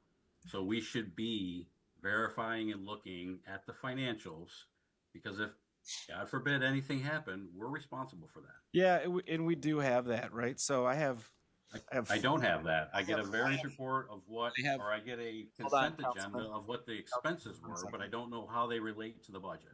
Okay, I do have that in my hand. So I have, right, the third-party audit that verifies all those actuaries and all that. End of year, right? End of year audit. They go through and flush and make sure everything's spent to what the budget is. So Right, end to of say year. that we don't have that, I think is kind of misleading, because we do have that. Okay, you have end of year. You have end of so year. I think he's I'm not, I Let me cut can't to the be. chase here. I don't see a problem. We will print from here on out monthly actuals to That's budget to one. actuals. Yeah. I will not give you access to the BSNA without vote of council. That's what I got. I got halfway there. If you got to Dennis. vote of council, you want to access BSNA, that's up to the city's council's decision. I don't believe I have the authority or the responsibility to give you that access. If you vote to give the mayor access to BSNA, then we will do that. I do not access BSNA. I have staff do that so that my fingers are not touching the money. And when you vote to give access, I don't need a vote to get access, but you would. So do that, get all the votes, and we will, I will print that out tomorrow. Yeah, In fact, I think I've already got one printed. I just went down really bad and didn't get it to him. That's the other part about understanding it, we'd have to sit down again. I wouldn't recommend you do it tomorrow because I still got a little. Yeah. But we can print that at every time. That's going to turn into a lot of discussion because they never match, actuals monthly I gave him the war story about, every month's supposed to equal out. That's not how it works. Right. But we'll print it and see how that works out for the council member. It's that simple. Yeah. We don't need to have a lot of more discussion about it. Yeah, that's the one, and that's the other one is the FTE. Budget to actual. There's a few other ones in here. This is just for the tax roll. Is that what the vote is for, Dennis? I'm sorry? Is that I think that was for the whole thing, wasn't it? What was the consent agenda one? Resolution adopting the operating and capital budget appropriation. So that's the whole budget you're asking No, for. the budget in there, I mean, anything you want to change on July 2nd. We can change it on you July can change, 2nd. And you're going to be doing that because this is simply Yeah. an operational budget that we're continuing on. Yeah. The big bucks are in reserves, and you all have heard all this before. Right. So you're going to start all over again, like pretty quickly, to decide what you want to do. We move forward. A lot of our discussion about the operational stuff. We're not bloated in any place. None of that's been the subject of discussion. The audits have been clean. As you know, for the 16 years I've been here, they've been They're clean. We got the highest recommendation audit that the auditors are allowed to give. It's an unqualified opinion. Now, that sounds interesting. Unqualified means we're not making an excuse for something's wrong. So the people that are peddling something different, you need to second guess them, because the auditors who are professionals, they do not work for me. They work for you. Unqualified opinion. We're timely. We close the books on time. Prior to my arrival, they hadn't closed the books on time for several years. Goodness knows about that's the truth. I know. So we're fine. I got no problem, actuals, and I'll deal with that on a monthly basis. So, any way you want to do that. Yeah. I just would like to see you move ahead and get the budget out of the way so we can start spending the reserve money that you guys want to spend. Yeah. I mean, I don't have a problem with that either, right? Ross, we do have the authority to change the budget as we go, right? So to me, it's not that big a deal, but I agree with you. There's some weird stuff. I didn't understand FTEs and payroll values. And there's a couple other ones that, just should have been in the deck that we had. It's not a big deal, but it's like Act 2 stuff, right? You got to have that. That used to be in it. They changed the rules. They're trying to improvement. That's like that whole thing of coming up with modified accrual. What does that mean? It's accrual that's modified. That kind of thing. We have to do what the state says. Yeah. That's not even necessary because every salary is shown what the department. It doesn't account what it is. They decided, well, but if you're doing 20% of your work over in public works, then you can charge that account. But it's all the same money. You know what I'm saying? It's just I never agreed it's supposed to help, but it obviously hasn't. But it does add up, and if you get by the budget, we'll start all over again and amend the budget and sit down with. Remember, Dennis, you're teaching us some stuff, right? I'm sorry? You're teaching us that weren't part of the city before, right? There's some things that I don't understand. And, Dennis, we've been in the private sector. It's not the same accounting methods, but it is similar. So we were looking at FTEs. I wanted to see, I don't understand. I want to match it up with the people, and it doesn't. It's kind of weird. It's not a big deal because I think like I said, you show it as 120,000 negative, right, in that payroll amount. But it just kind of doesn't add up properly. And you get a little, when we have all the firefighters that are part-time, that makes your FTE a little screwed up. It's tough to have a 0.2 head, right? But there's some stuff there. Again, I want to see it. I want to understand it. It's not a big deal. And if we reported in BSNA like all the other cities reported properly, ours is just, when I looked online, ours is just a roll-up of a department. It's not the independent expenditures. But that's something that's up there for other cities. They're just things that we want to understand what the differences are. It's not a big deal. And we're not accusing anybody of anything. But you do have a fiduciary responsibility to make sure numbers are right. And are we spending it in the right? I'm not accusing anybody of anything. I don't understand it, and I don't have the answers. So I'm being asked to approve a budget that I asked questions about many months ago on the personnel allocation. I asked it again a week and a half ago, and I still don't understand how we get to those numbers. So That's my only, that's my point. I mean, I understand your point, Russ.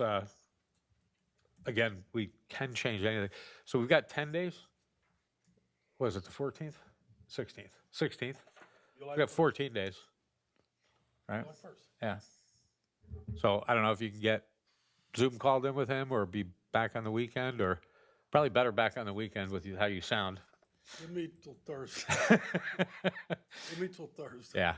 Or Friday or Saturday. I should be good, but I'm back tonight. And I missed his meeting over in zone, planning and zoning. Yeah. And I missed the parks meeting. But I truly was down. The first time in 16 years that I was down like that. But it had something. I didn't want to give it to anybody. So been driving around. I did get in time to watch him drop the DTE lines. Thank you, Dan. We're wired downtown, right? Yeah. So we got that in a day earlier than we hoped. But I didn't touch anybody. I didn't get close to them. You notice this is a good distance too. Tamara would have been in trouble. Anyway, we'll clarify that. First of all, what he's talking about, none of that has to do with the dollars. It has everything to do with what percentage is charged to, if you will, or Understand. accounted for in another thing. It's not about the dollars. The salaries are shown Yeah. where they're shown, From a dollar's perspective, they kind of add up with a little bit of economics from last year, right? So, All right, let's move forward. do you want, anyone want to make a motion to approve? Or do you, I still want Russ to get some answers before the first of the year. Ambrose will make a motion, propose resolution 2026-14, adopting the operating and capital budget appropriations of funds and levy of taxes for fiscal year July 1st, 26 to June 30th, 27. Second. All in favor? Aye. Aye. Aye. Aye. Abstain. Okay. You can't abstain. Why can't I abstain? It's in the charter, with all due respect. Yeah. Unless you have a conflict of interest, you can't. It's just got to be a no. Then I'm just gonna just say no. It's gonna pass. It's going to pass anyway. But Russ, we're not just excusing the discrepancy. You need to understand it. I've got a couple things I didn't understand, but to me, it's not a big deal to let the budget go through. So, but Listen, it's just my point of I've been asking for several months now on this specific. So we are where we are. Yeah. I did have an open motion that we never got passed, right? I would like the council, and not just myself, but I'd like read only. I don't want anything that touches any money. I want to read only access, or I'd like the electronic. Just give me the electronic file, CSV, or the whole year for the last 3 or 4 years. I am okay keeping my hands 20 feet away from that information that I am not privy to. That is not something that I need to, excuse me, it's my time. I need a read. Go ahead, I'm sorry. Thank you. It's not something that I need privy to, and I don't think it's something you need privy to at either. Really? For the entire registry of expenditures and revenues? I don't have a responsibility for that? Mayor, there's much more in that document than just the things you think you want to see. I'm not quite sure what you mean. Does anybody second, or are we not going to do this tonight? My problem is I'm not really sure what the BSNA is, quite honestly. That's the software system that they do all the budgeting and accounting in. I frankly just want the, I'm not going through all those warrants and OCRing the images because they're images. I don't want to do that. It's a pain in the ass. Can I just have the electronic data? I'd be a proponent of getting an export. I think the minute we get access to the software gets problematic, just as a former IT person. So I think having the reports generated out. Sure. I just want it electronically stored. I like that. Yeah. Electronically stored. I want it. So I would, if it gets updated to reflect that we're getting raw, CSV or whatever format out, I'm in favor. Okay. We'll revise the motion. Yeah. Can we make that motion again? Yeah. So motion that the city council is made available. You could have it in a directory. We can pull it anytime we want, but electronic, either CSV or Excel file, right? That is the revenues and expenditures, payroll, the whole financial box in a CSV or Excel file. I'd like to get like a couple of years back so we can get a little trend lines going. But I'd like to get a couple, 3 years back. And then every month or so we get, when we throw a warrant in the report, I'd like to have that electronically, right? So we should be able to do it where you don't have to do anything. So it's like an easy export, and you put it in a directory and everybody's got it. If you don't mind, any second? Yeah, like I said, I'll second that. Okay. All in favor? Sounds like we're gonna have a roll call. Can we modify that to a PDF? No. I don't want it a PDF because then it's a picture and an image, and I gotta OCR it to get any type of data set done. Yeah, I know. I don't like a part where it's out in public being manipulated, right? I'm Out in okay with, public. I'm okay with you having the information. Yeah, that's not gonna go to anybody. We have a responsibility to not do that. I think we can make it read-only. Yes. So Steve can only download a copy. That's my only. Yeah, but you can't I'm do okay with the PDF. information. It's gotta be, I gotta be able to spin it around and electronically manipulate, right? And by that, I mean, I want a chart and graph, right? Then I write all the code, I'll give it to her, she can run it every week. When she dumps the data into the directory, it'll automatically run, right? But I'm not used to seeing everything we spend money on in 5 pieces of paper that are in the back of the deck. And they're not even readable PDFs, they're image PDFs. They're readable. No, they're not. read 'em. Well, no, they're They're not. readable. They're not electronically readable. You have to OCR it, and it makes mistakes. Or you can teach me that because I don't know why I can't get them. I can help you. Oh, okay. So, can we have a vote? Yeah, I seconded, so. I guess we'll roll call. Roll call. Okay. Ambrose, Yes. Arnold, Yes. Locke is absent. O'Rourke, Yes. Shinzing, Yes. Woods, Yes. Gunther. Yes.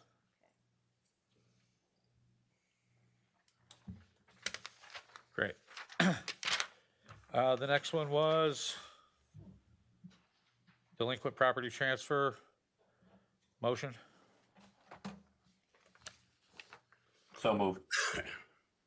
Second? Was a second. All in favor? Aye. Aye. Discussion point. Do we have a list of how many people are on there? What was the total?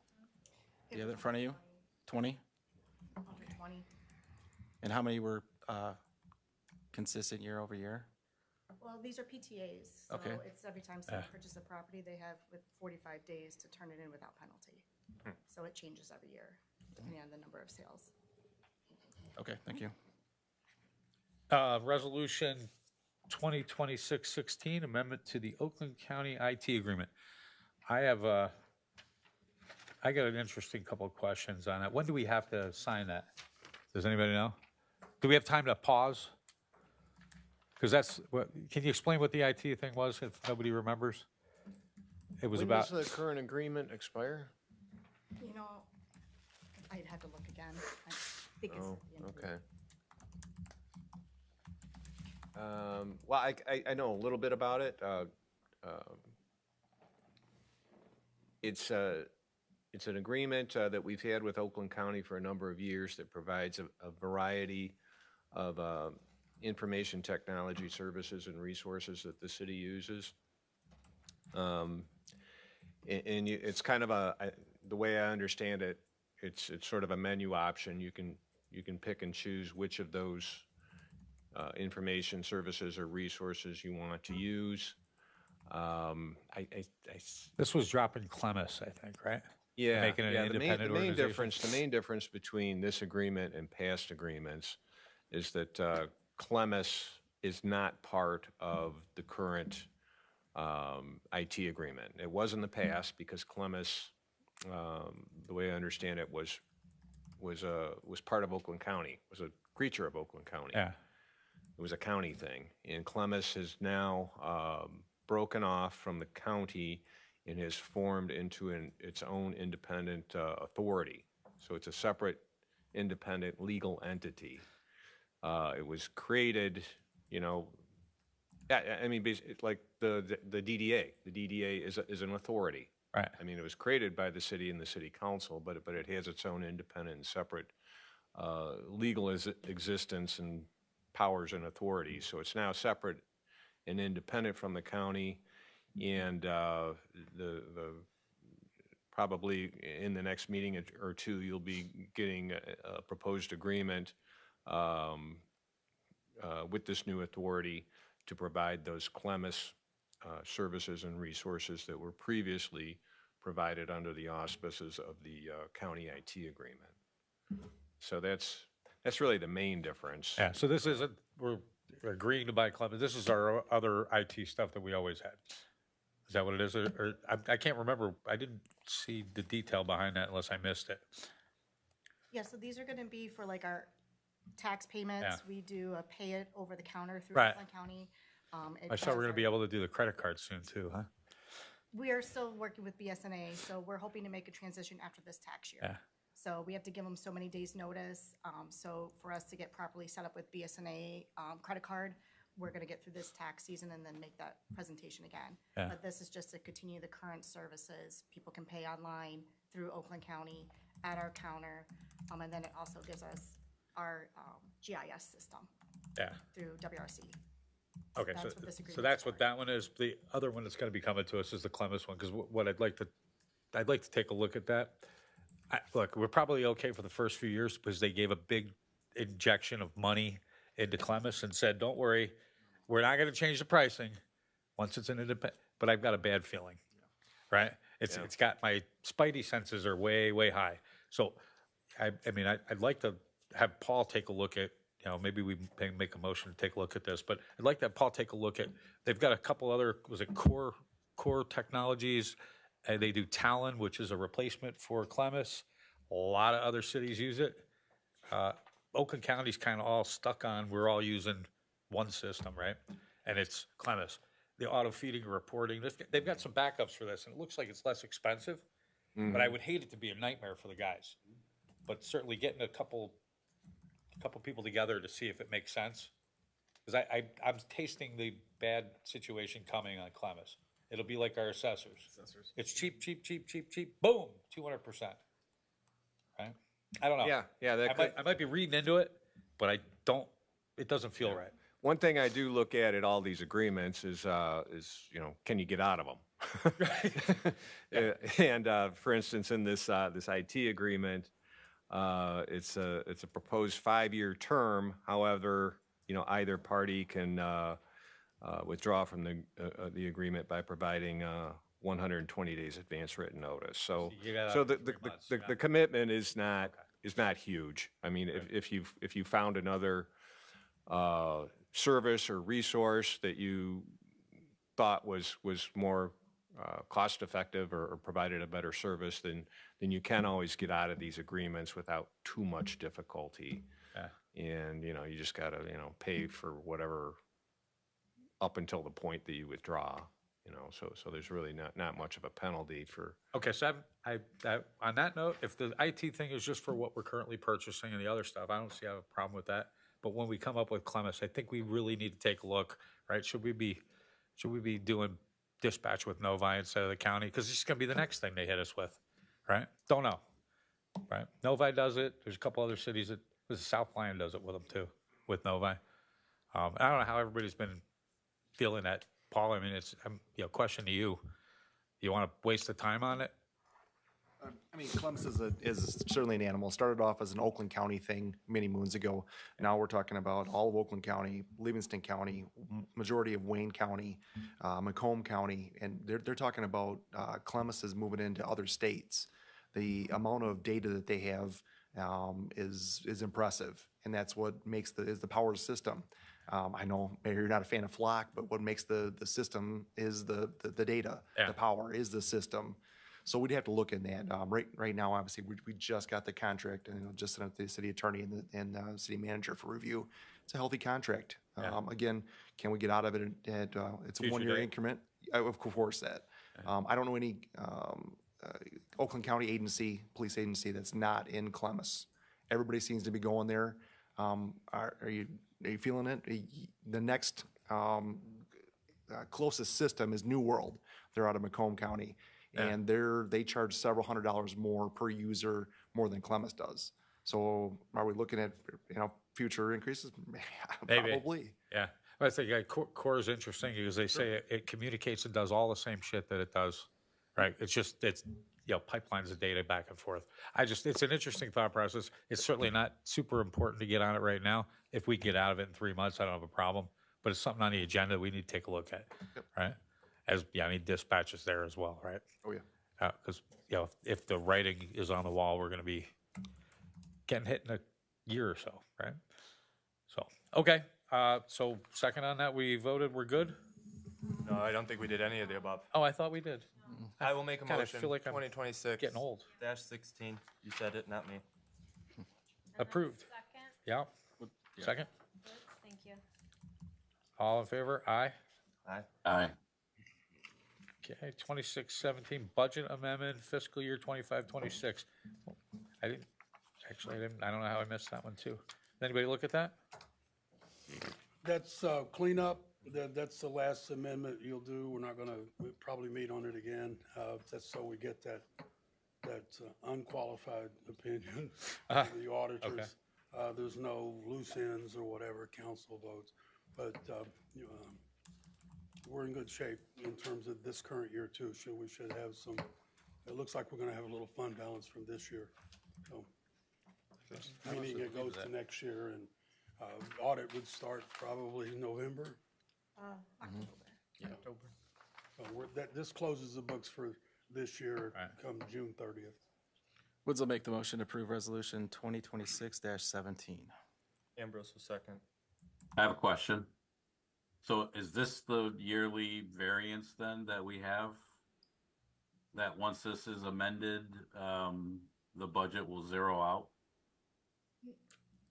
I don't know what that means. It will match what the city council has spent versus anything else or any additions that they've spent that weren't, that we moved around. We don't need to get a budget amendment for moving things from line item to line item, but we do that to keep the auditors happy. So, and we also had some expenditures from DDA, those kinds of things.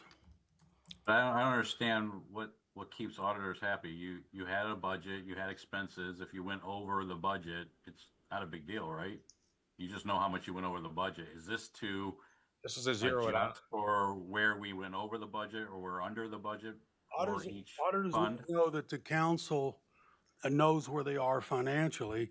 The auditors, if you overspend your budget, even if the city council voted to do it by resolution, if they didn't do a budget amendment, which is required by the statute, then the auditors would write that up and said you should have gone back and get a budget amendment. That's all we're doing.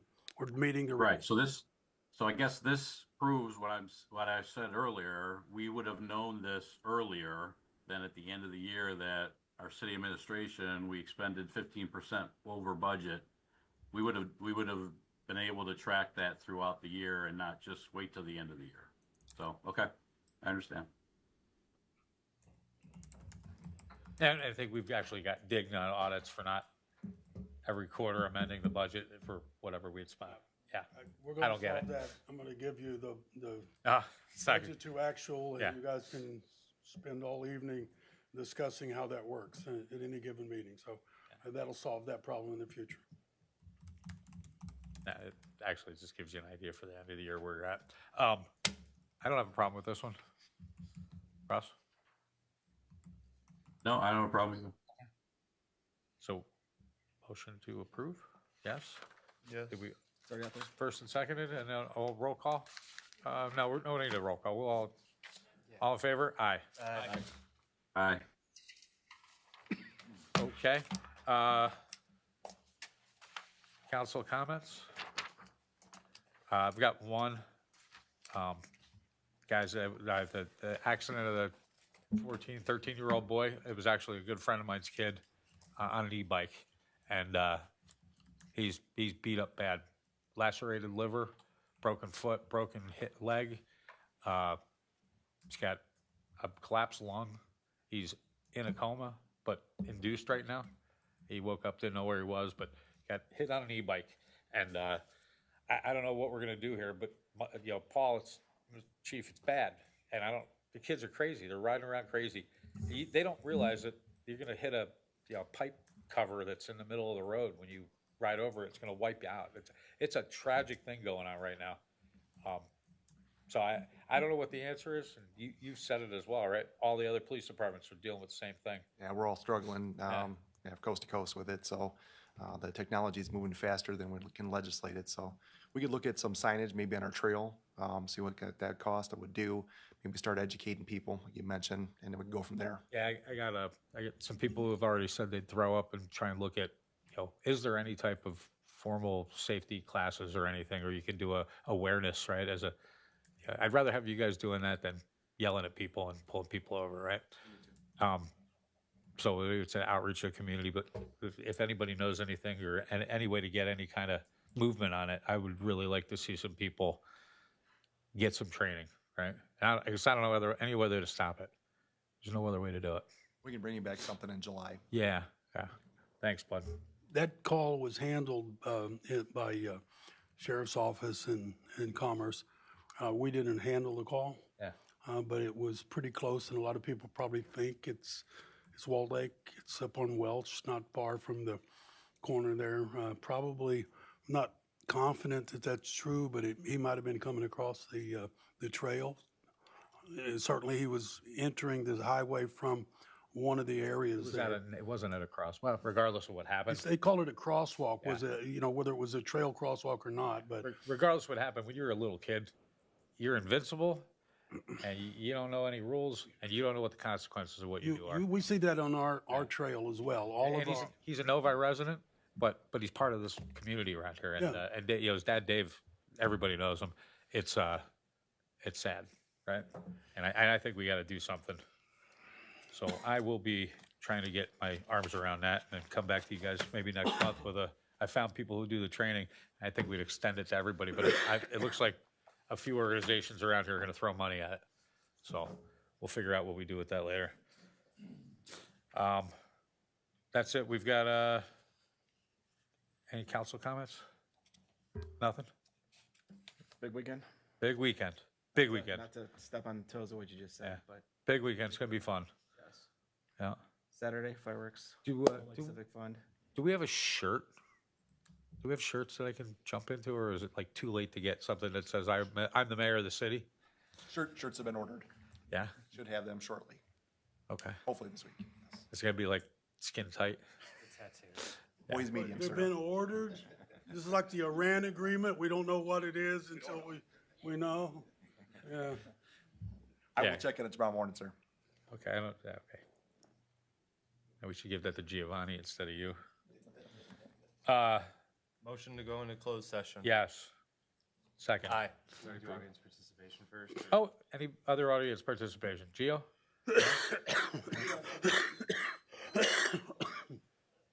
Make it quick. It's almost 10.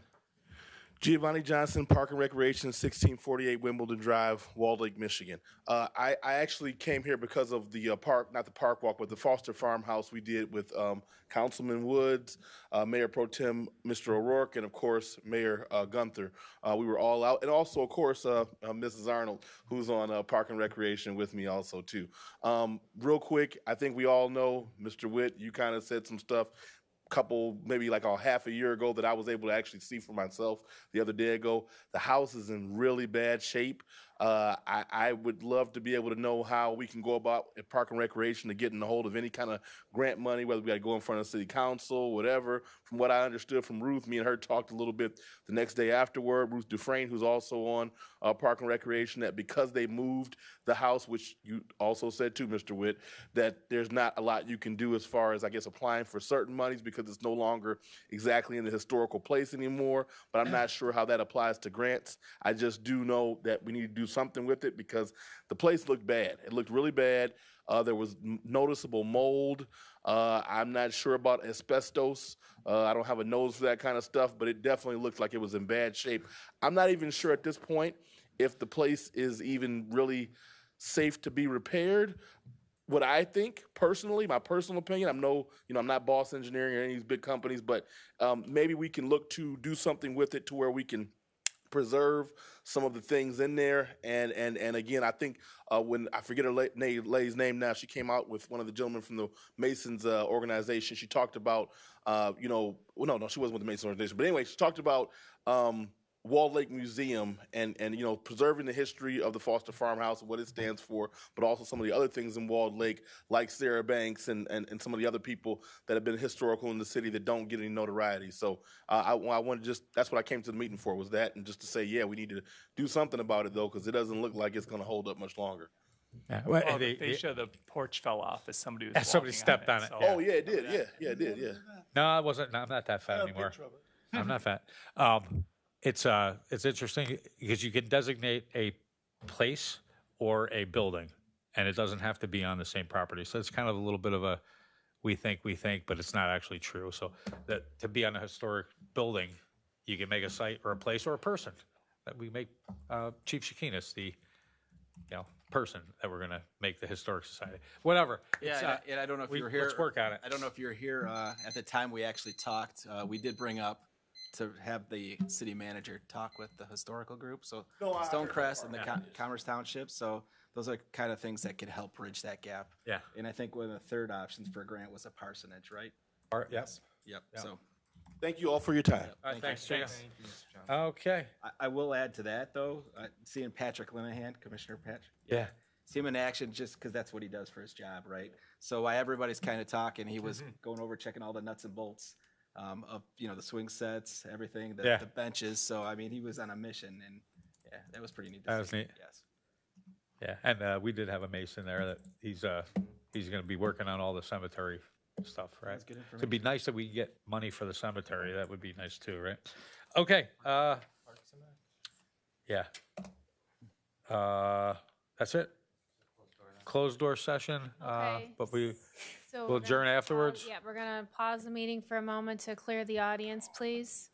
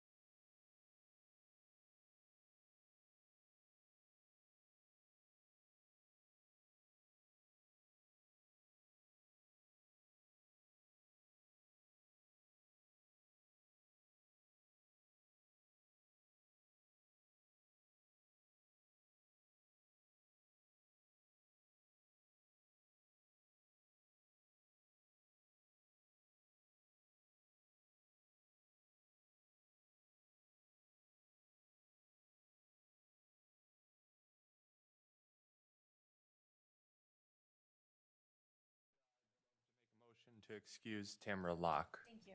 Okay. I don't know if you noticed, she was online, she couldn't Was get she? through. Oh, was she?